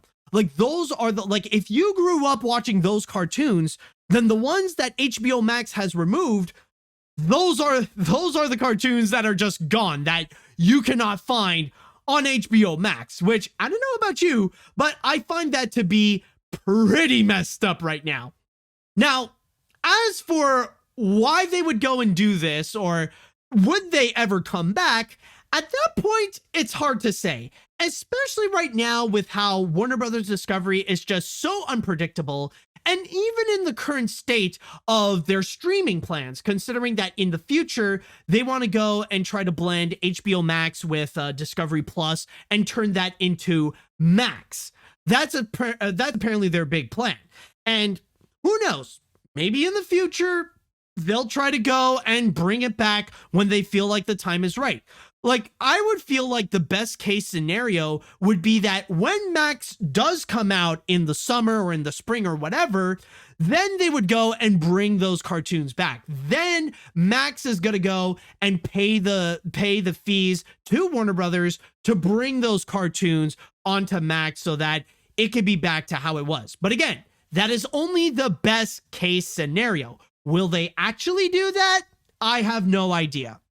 But honestly, this entire thing just feels absolutely ridiculous. And again, the fact that they would claim to be like the streaming home of cartoons like the Looney Tunes or the Hanna-Barbera cartoons like the Flintstones, and they don't have some of the most significant portions of them, is honestly a bit ridiculous. And I feel like right now, how things are with HBO Max, or how Warner Brothers Discovery is doing with their streaming plans, it just feels like an absolute mess. Now, the big question is, though, and some people might be wondering, okay, well, if you cannot go and find them on HBO Max, where else can you go and find it? Well, there actually is an answer, and there's actually a Twitter thread that actually laid it down perfectly. And honestly, I think it's a great thread that I just need to go and share it. And this was actually built by JW Cartoonist, in which he actually did a pretty solid thread going like one by one into where else can you find the Looney Tunes cartoons outside of HBO Max. And I'll read you some of the posts that he made on this thread. First of all, first option are the various DVDs and Blu-ray collections of the shorts. There have been a ton, but the ones most recommended by fans are the Golden Collections, the Platinum Collections, and the Superstars series. Most of them, some on the disc, feature repeats of previous sets. These sets feature the shorts remastered in the highest quality, and the Golden and Platinum collections include behind-the-scenes documentaries and features going into the making of the cartoons. A must for any Looney Tunes fan. Important note about these sets, the cartoons in these releases are versions completely uncut, which include many of the jokes that haven't aged well, such as racist caricatures and stereotypes. Each of the sets with controversial content have a disclaimer at the beginning stating that while Warner Brothers doesn't approve of these stereotypes, the cartoons are presented. They are originally created, because doing so otherwise would be the same as claiming that these prejudices never existed. Second option is the first streaming home of the Looney Tunes, Boomerang. These include hundreds of cartoons, including several of the reboot series. Though their organization of the classic cartoons is a tad confusing. You also get access to several other classic animated series from the Warner's, MGM, and Hanna-Barbera libraries for only $4.99 a month. The main con with watching Looney Tunes on Boomerang is that most of the copies of these cartoons are the unrestored versions that were airing on Cartoon Network since the early 90s. Thus, the picture quality varies from short to short, in which you see on the left. This one here is from Boomerang, which is not so clear. And then you got the restored version that you would find on the DVDs and stuff like that, or the DVDs or Blu-rays. Anyways, continuing forward, the same issue applies to the Boomerang TV channel, which makes matters worse, also stretched out the cartoons to fit widescreen TVs. And then your best option to watch Looney Tunes on TV is MeTV. On weekdays, they air as part of their show Tune In With Me, along with cartoons from Tom and Jerry, Popeye, and Pink Panther. And on Saturdays, they air a full hour on Bugs Bunny and Friends. MeTV probably treats Looney Tunes and the other cartoon series they've shown the best in terms of TV broadcasting, as the versions of the cartoons they've aired are the restored high-definition versions found on Blu-rays and formerly HBO Max.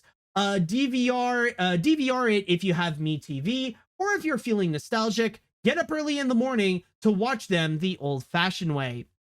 And special thanks to JW Cartoonist for making that very helpful thread for animation fans out there. And also highly recommend to go and follow him on Twitter, which is at JW Cartoonist. Don't worry, he did not pay me to do so. The dude is actually a really awesome artist as well. So highly recommend you go and follow the guy. So yeah, basically you do have your options out there. And in my opinion, honestly, as a strong supporter of physical media, I highly recommend you go and get the DVDs and Blu-rays. I actually do own the Platinum Collection myself. They were a massive help in order to go and create animation look back the Looney Tunes. I feel like for any animation fan, you gotta go and own like either the Platinum Collection or the Golden Collection. Trust me when I say that they really are that worth it. But right now, honestly, with what's been happening with HBO Max, I just find it to be absolutely ridiculous. The fact that you're supposed to be, the fact that you're supposed to be the streaming home of the Looney Tunes and you don't have some of their greatest hits, it's just ridiculous, honestly. All right, so with that said and done, I would like to go into the chat wall. And now I want to ask you, how do you all feel about HBO Max removing some of the important Looney Tunes cartoons and half of the Flintstones? Are you upset about it? Do you have any other options? Or let me know your opinions on all this. I want to know what you think. Let's see what we got here. Part of me is honestly mad about this. In the case of the Looney Tunes, it pissed me off that Warner Brothers Discovery is literally treating one of their biggest properties like complete dirt. I know that Warner Brothers has a history of not valuing the Looney Tunes brand, but this is absolutely ridiculous. Stuff like this is why I still buy physical media. I even just recently bought the entire Looney Tunes Golden Collection DVD set. However, it still is very upsetting to see Warner Brothers Discovery to see WB, one of their biggest IPs, to see them treat one of their biggest IPs like garbage. Okay. With this whole controversy of Looney Tunes shorts and Flintstones being Thanos snapped out of existence, this looks like a yabba dabba disaster. I had an HBO Max and was binge watching them all on a daily basis. With the greatest Looney Tunes short being removed on HBO Max, it is a huge mistake. Well, at least I watched the entire series of the Flintstones, so good for me. Basically the Bugs Bunny would be like, "We need your help!" Well, at least I have Cody and Sensler, so I'll watch it on those. Oh, okay. I think it's one of the Cartoon Network series. I was wondering. I was like, Cody and like, what the fridge? But yeah. But I honestly, on a side note, I would say the same thing about the Flintstones. I believe not too long ago they actually released a Blu-ray of the complete collection, and so I do believe animation fans are actually happy with it. And you know, if you are a fan of the Flintstones, then it is a must own. Honestly. Let's see what else we got now. Why is it whenever something goes bad in the animation industry, it's almost always Warner Brothers? No, it's not always them. Sometimes it's Netflix. Seriously, thanks to the incompetence that we can expect from them, we have now lost access to hundreds of beloved Looney Tunes cartoons as well as Flintstones episodes. Thank God there's a guide to where we can see all these cartoons, because at this point, we should grab all of our vegetables and throw them at Warner Brothers Discovery. Oh boy, that's going to be a very messy building there. Oh boy, I've heard of tossed salad, but I've never seen a building that would accumulate an entire salad like that. Let's see now. Warner Brothers Discovery can't stop being Warner Brothers Discovery, as they decided to take away part of the Looney Tunes episodes on HBO Max. This is stupid. Why not just take the whole series while you're at it? Because this is like taking part of the Breaking Bad episodes off, but not the whole series altogether on a streaming service due to saving some fees, and it's pretty messed up. Some of the Looney Tunes episodes can be hard to find, so removing those episodes could actually make things worse. Oh yeah, and that's why I asked the question about what would be considered worse, removing the whole thing or removing part of it. Because there are going to be those completionists out there that they want to go and have that whole experience. But if they cannot have that whole experience on the streaming platform, then they're just going to go and flip their lid. Like, for some people, removing part of it might as well be as good as just getting rid of it altogether. Like, it just feel, you know, like if they want to have their need, they'll only be partially satisfied with their streaming service, and then they got to go on this massive treasure hunt in order to go and find the rest. Let's see what else we got here. Oh wow, I didn't think I'd see the day, but Warner Brothers has had a head honcho that totally hates Warner Brothers. I mean, with the Flintstones, I get it. Actually, no, I don't. But why get rid of the Looney Tunes? If those 256 shorts were all Cool Cat and Buddy cartoons, maybe I'd understand Zaslav's motives. But come on, this whole situation is basically that one Space Jam: A New Legacy scene. That's all. Well, at least we're good. Wait, I forgot. All the tunes will be deleted. Oh, yeah, it's pretty much that. And I've seen that meme just like passing along. All right, I think I'm going to read one more comment before we go and move on to the grand finale. So, I think Zaslav just hates animation. Getting rid of a Batman cartoon was one thing, but trashing the best cartoons on the Looney Tunes and the Flintstones, that is messed up. I hope these cartoons come back at some point and hope we can watch them again.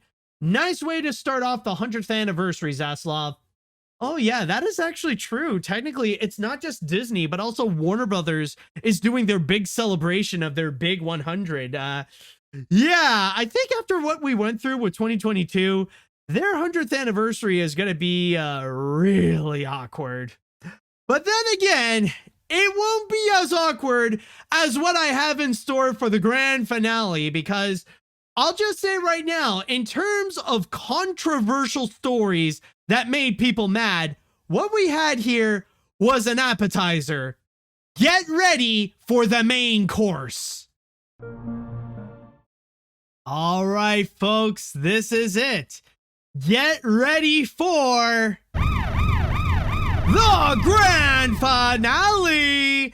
And with this grand finale, we are going to be sticking with Warner Brothers Discovery. However, this will be a bit of a bonus miscellaneous where we are going to be stepping outside of animation and we are going to be diving into another major controversial element of Warner Brothers, which is the DC Universe. And so far with the DC Universe, I think it's safe to say that it's been pretty messy. But they are on it, as a few months ago, at the end of 2022, they did hire James Gunn and Peter Safran to be in charge of a brand new reboot of the entire DC universe. one that would hopefully grab a lot more attention and that could actually be a worthy opponent to the Marvel Cinematic Universe. However, there was one article that did appear very recently in the past few days that stirred a lot of outrage and a lot of controversy. And what I'm talking about specifically is this one right here, an article called Secret Meetings, Tequila and Black Adam vs. Superman, How Dwayne Johnson's Bid for DC Power Flamed Out. Now, this is an article from on Variety by Tatiana Siegel. And in this article, they would go and describe about Dwayne Johnson's path in the DC universe. And maybe not necessarily his entire story about trying to become Black Adam, but mostly the tail end of that journey and what he intended to do with Black Adam, with the way that he wanted to, in a sense, kind of take control of the DC universe to make it go more towards his direction, to really make Black Adam a more prominent character, even more so than he would be in the comics. And one major thing that he really wanted to go and build is a big battle between Black Adam and Superman. So much so that he worked hard in order to convince the executive of Warner Brothers to go and bring back Henry Cavill to play as Superman. In which he did, which is why he came back as a cameo in the post-credit scene of Black Adam in order to officially initiate that big battle between Black Adam and Superman. However, when it came time to go and promote the feature and to actually go and release it, well, at that point, that's when the relationship between Johnson and Warner Brothers, well, it got pretty rocky, no pun intended. In fact, going into my source on Variety, it actually stated, where was it? Yes, it's right over here in this paragraph, in which it stated, Black Adam, which bowed on October 21st, fizzled with a $391 million worldwide haul against a $195 million budget, plus $40 million in reshoots, scuttling any plans for more outings for the lightning bolt-wielding anti-hero and officially ending the Cavill superhero Superman era. Cavill parted ways with his manager, Johnson's ex-wife Dani Garcia, this year, but a source says that it was unrelated to the DC drama and she remains a strategic advisor to the actor. Meanwhile, the Johnson-Warner's relationship already was wearing thin after Johnson pushed for a producing credit on the animated film DC League of Super Pets, which opened in July, but did little to promote it. The actor also insisted on a tequila bar at the New York premiere of Black Adam featuring his Terramana brand, despite the film being rated PG-13. Now, at this point, I know that there are some people who would go and argue with this article in terms of how Dwayne Johnson promoted those features. Like I know some people have objected in terms of his promotion with DC League of Super Pets, where on social media, there have been evidence where Dwayne Johnson made several posts where he would go and promote it, and even have this one video where he would dress up as his character Crypto to promote the film. And then, of course, there is Black Adam, where for years he would try to go and promote it, but then again, I know that is a subject of debate. I'm just talking about what has been reported in this article and basically what is Warner Brothers' perspective with Dwayne Johnson. And the fact is, so far the relationship is not good. And especially with the failure or the underperformance of Black Adam, their relationship has pretty much soured. And it's hard to say if in the future we are going to see Dwayne Johnson appearing in more Warner Brothers movies. Or at this point, I think it is safe to say that we are not going to see a Black Adam 2 anytime soon. But this is not necessarily what I want to talk about. this isn't really about Dwayne Johnson. This isn't really about Warner Brothers Discovery. Well, it is, but not entirely. And this isn't really about Henry Cavill. It's not about Superman. It's not about Black Adam or anything like that. What I wanted to go and highlight specifically, it's in regards to one little section, which is right over here, in which it brings up another actor.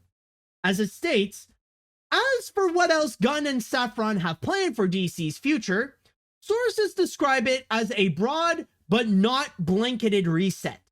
At this point, nothing is ruled out. Given that Ezra Miller has stayed out of trouble since beginning mental health treatment in the summer, some executives are amenable to continuing with the actor as the world-saving speedster after The Flash bows out on June 16th. So that is the big thing that's causing massive controversy. It's not really about Black Adam, but it's the possibility that Ezra Miller could keep his role as the Flash even after the DC reboot. Like, once everything has completely restarted, like once we have gotten rid of all the other actors and now we have a new batch of superheroes for this DC universe, apparently Ezra Miller might still be sticking on board. Now, at that point, I just want to go and quickly repeat something that I've talked about in a previous episode of AniMat's Crazy Cartoon Cast. And in my opinion, I feel like they really should do a full-on blanket reset.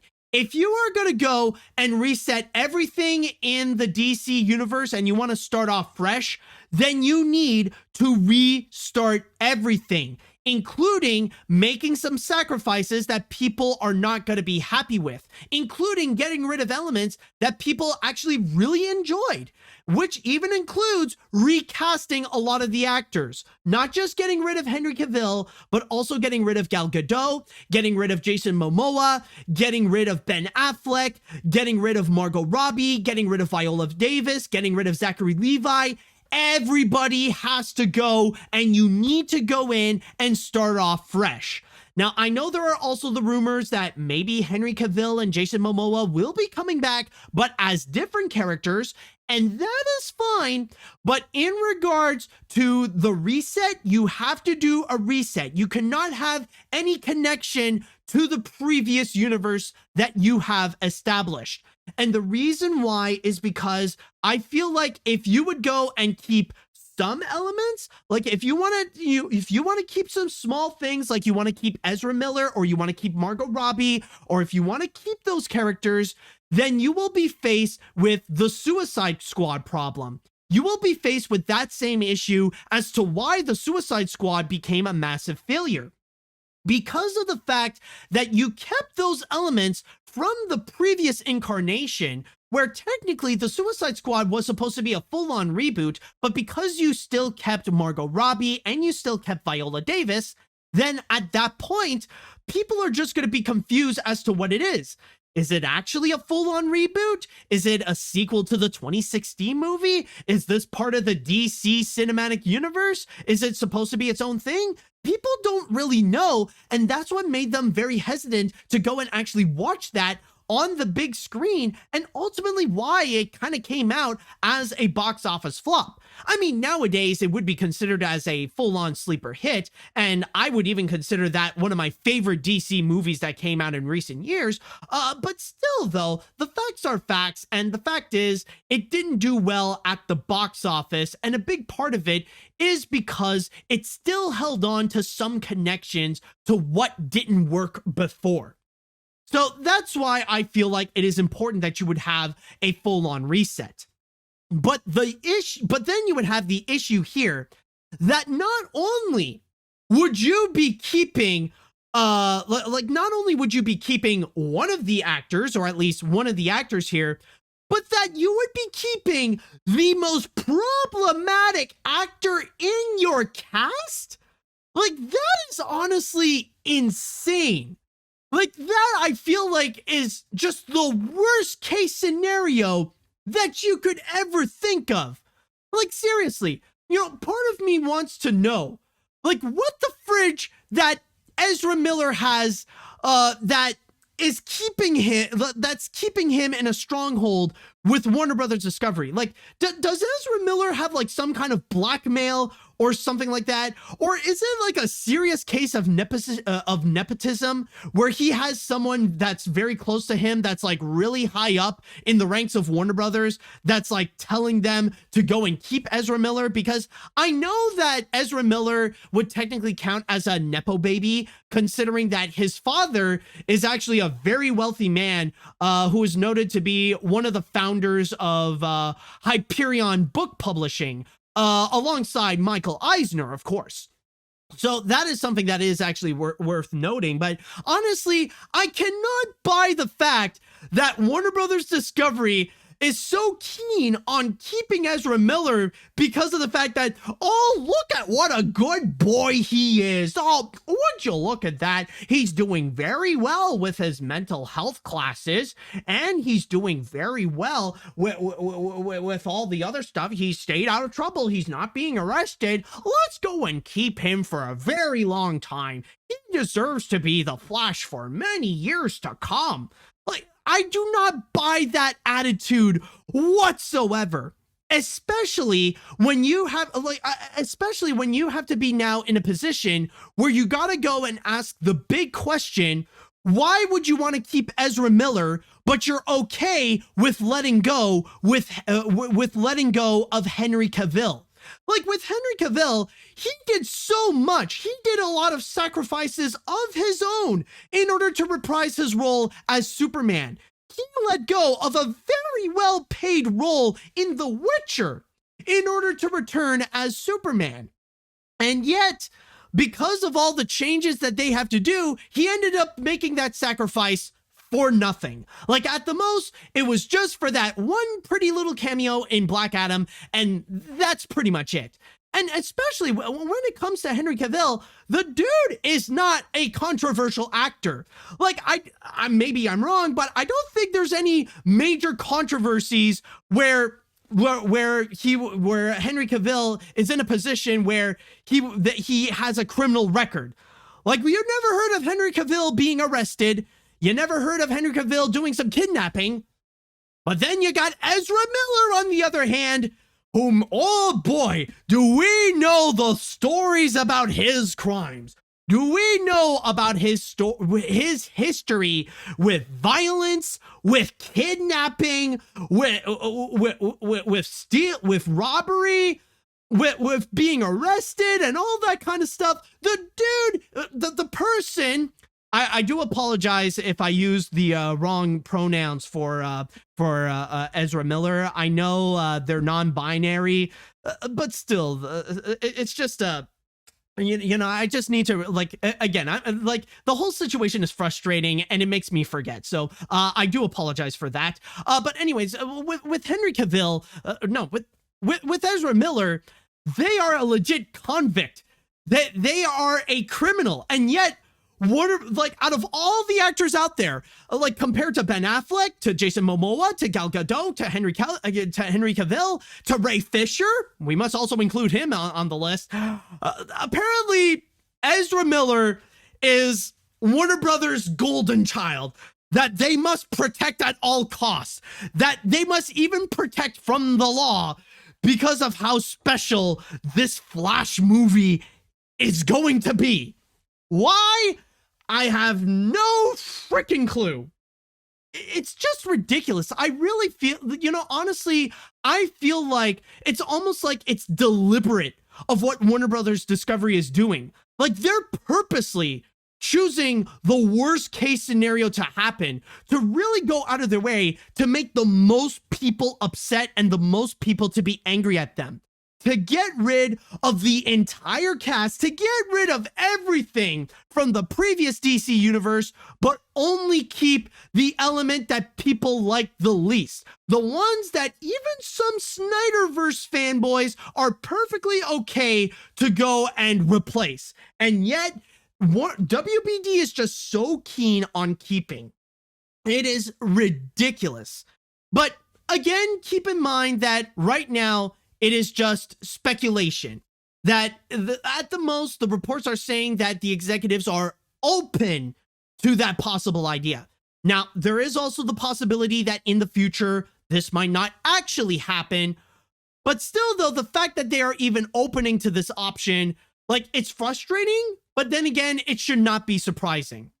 Like, because then again, you would consider the fact that Warner Brothers should have let, excuse me, they should have let go of Ezra Miller like 2 or 3 crimes ago.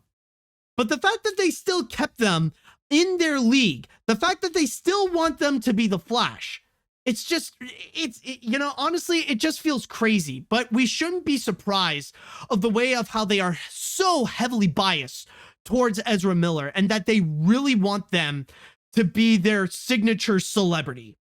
And also, another thing that I want to go and note that's also kind of funny is that there was another report that came out in the past few days that when it comes to that Flash movie, what they are planning to do is that they're going to go and try to promote the film and not give any attention to Ezra Miller whatsoever. That they want audiences to forget about Ezra Miller's crimes and just focus on going to see The Flash. Which honestly, I find it a little bit cute because it's funny how Warner Brothers Discovery does not know how the internet works.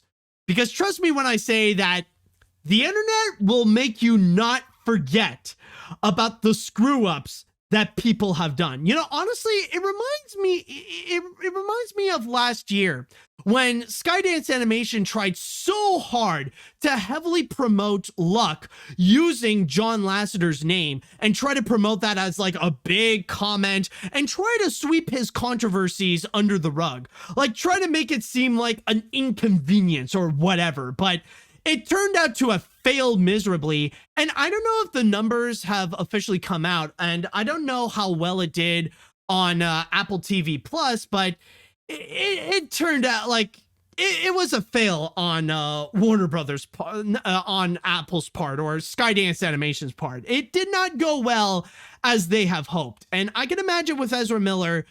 Oh yeah, I think like coming this summer, it's going to be a huge battle between Warner Brothers Discovery and the entire internet, where that like they're gonna do whatever they can to steer people away from looking at all the crimes that Ezra Miller has committed. In fact, I'll even say that Warner Brothers should be hoping that the speculations of Twitter shutting down because of Elon Musk's incompetence would be true.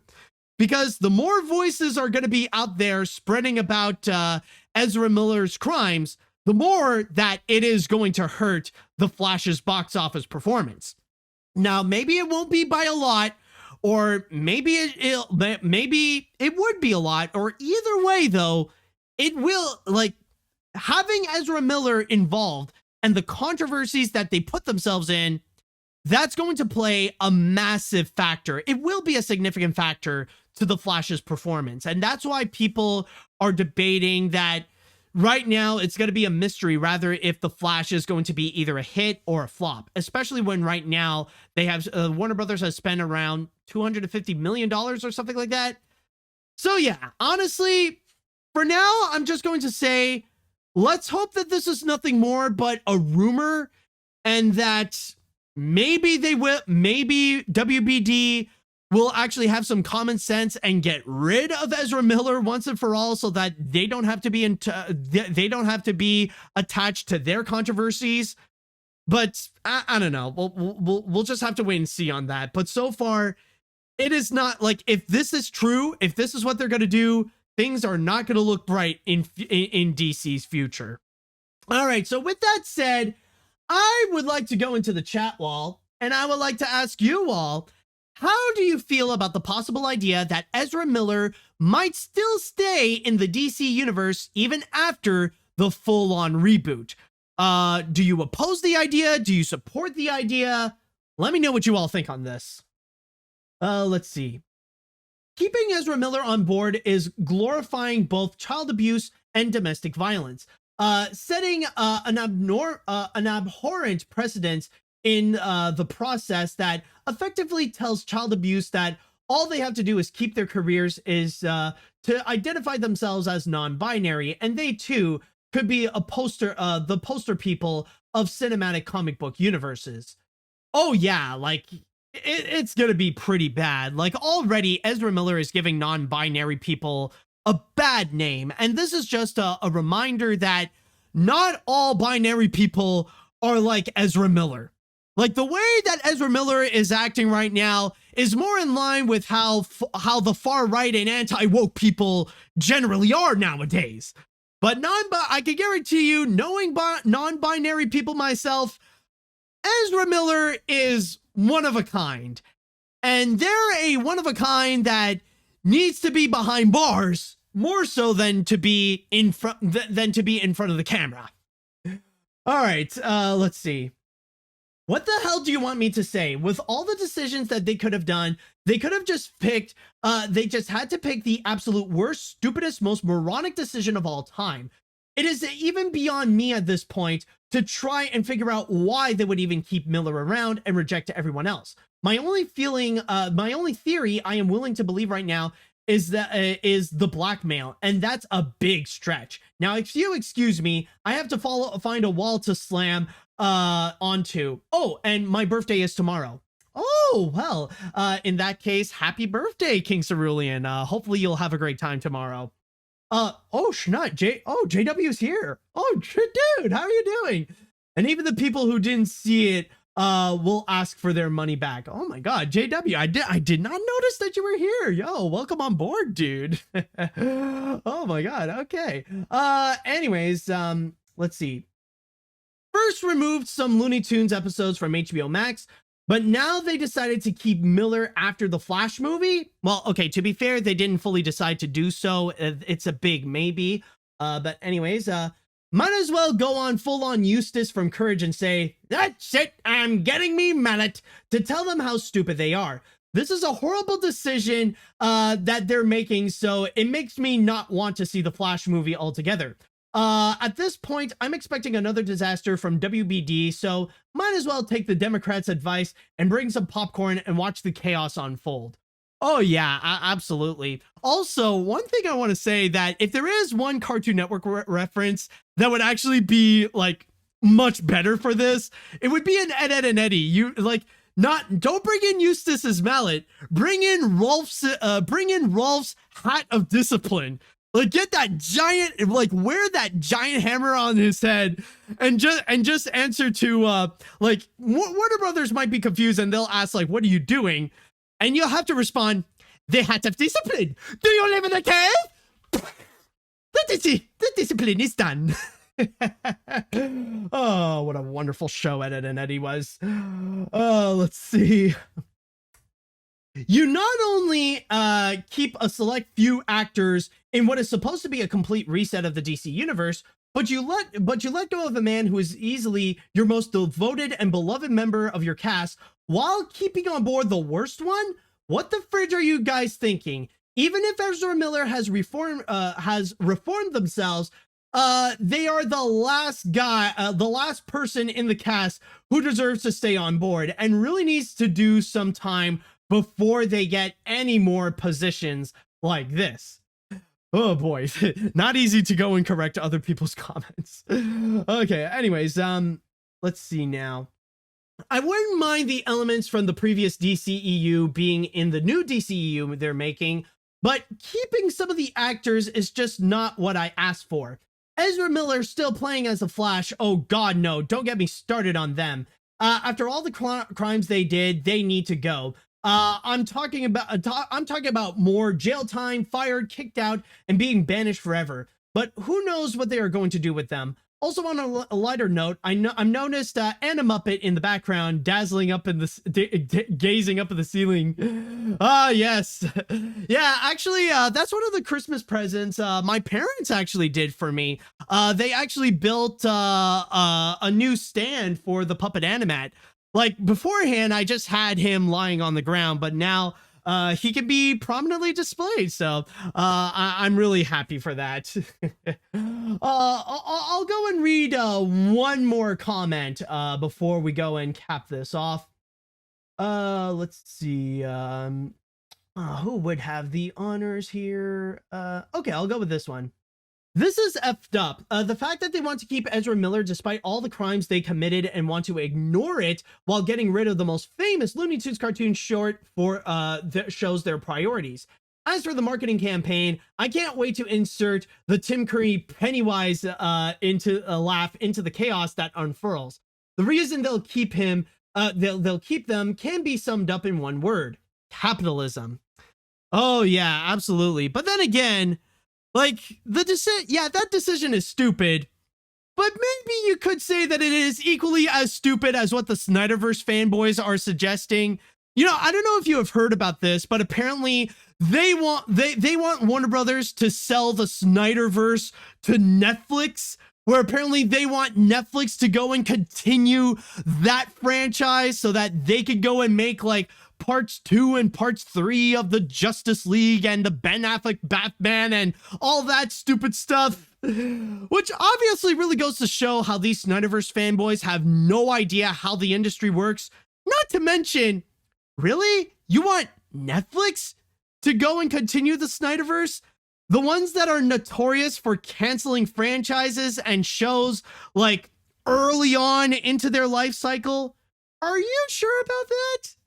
But anyways, with that said and done, that should be it for today's episode of AniMat's Crazy Cartoon Cast. I do apologize for that weird intro. Hopefully it won't happen again anytime soon, and next time we will go and have a more clean slate with no interruptions whatsoever.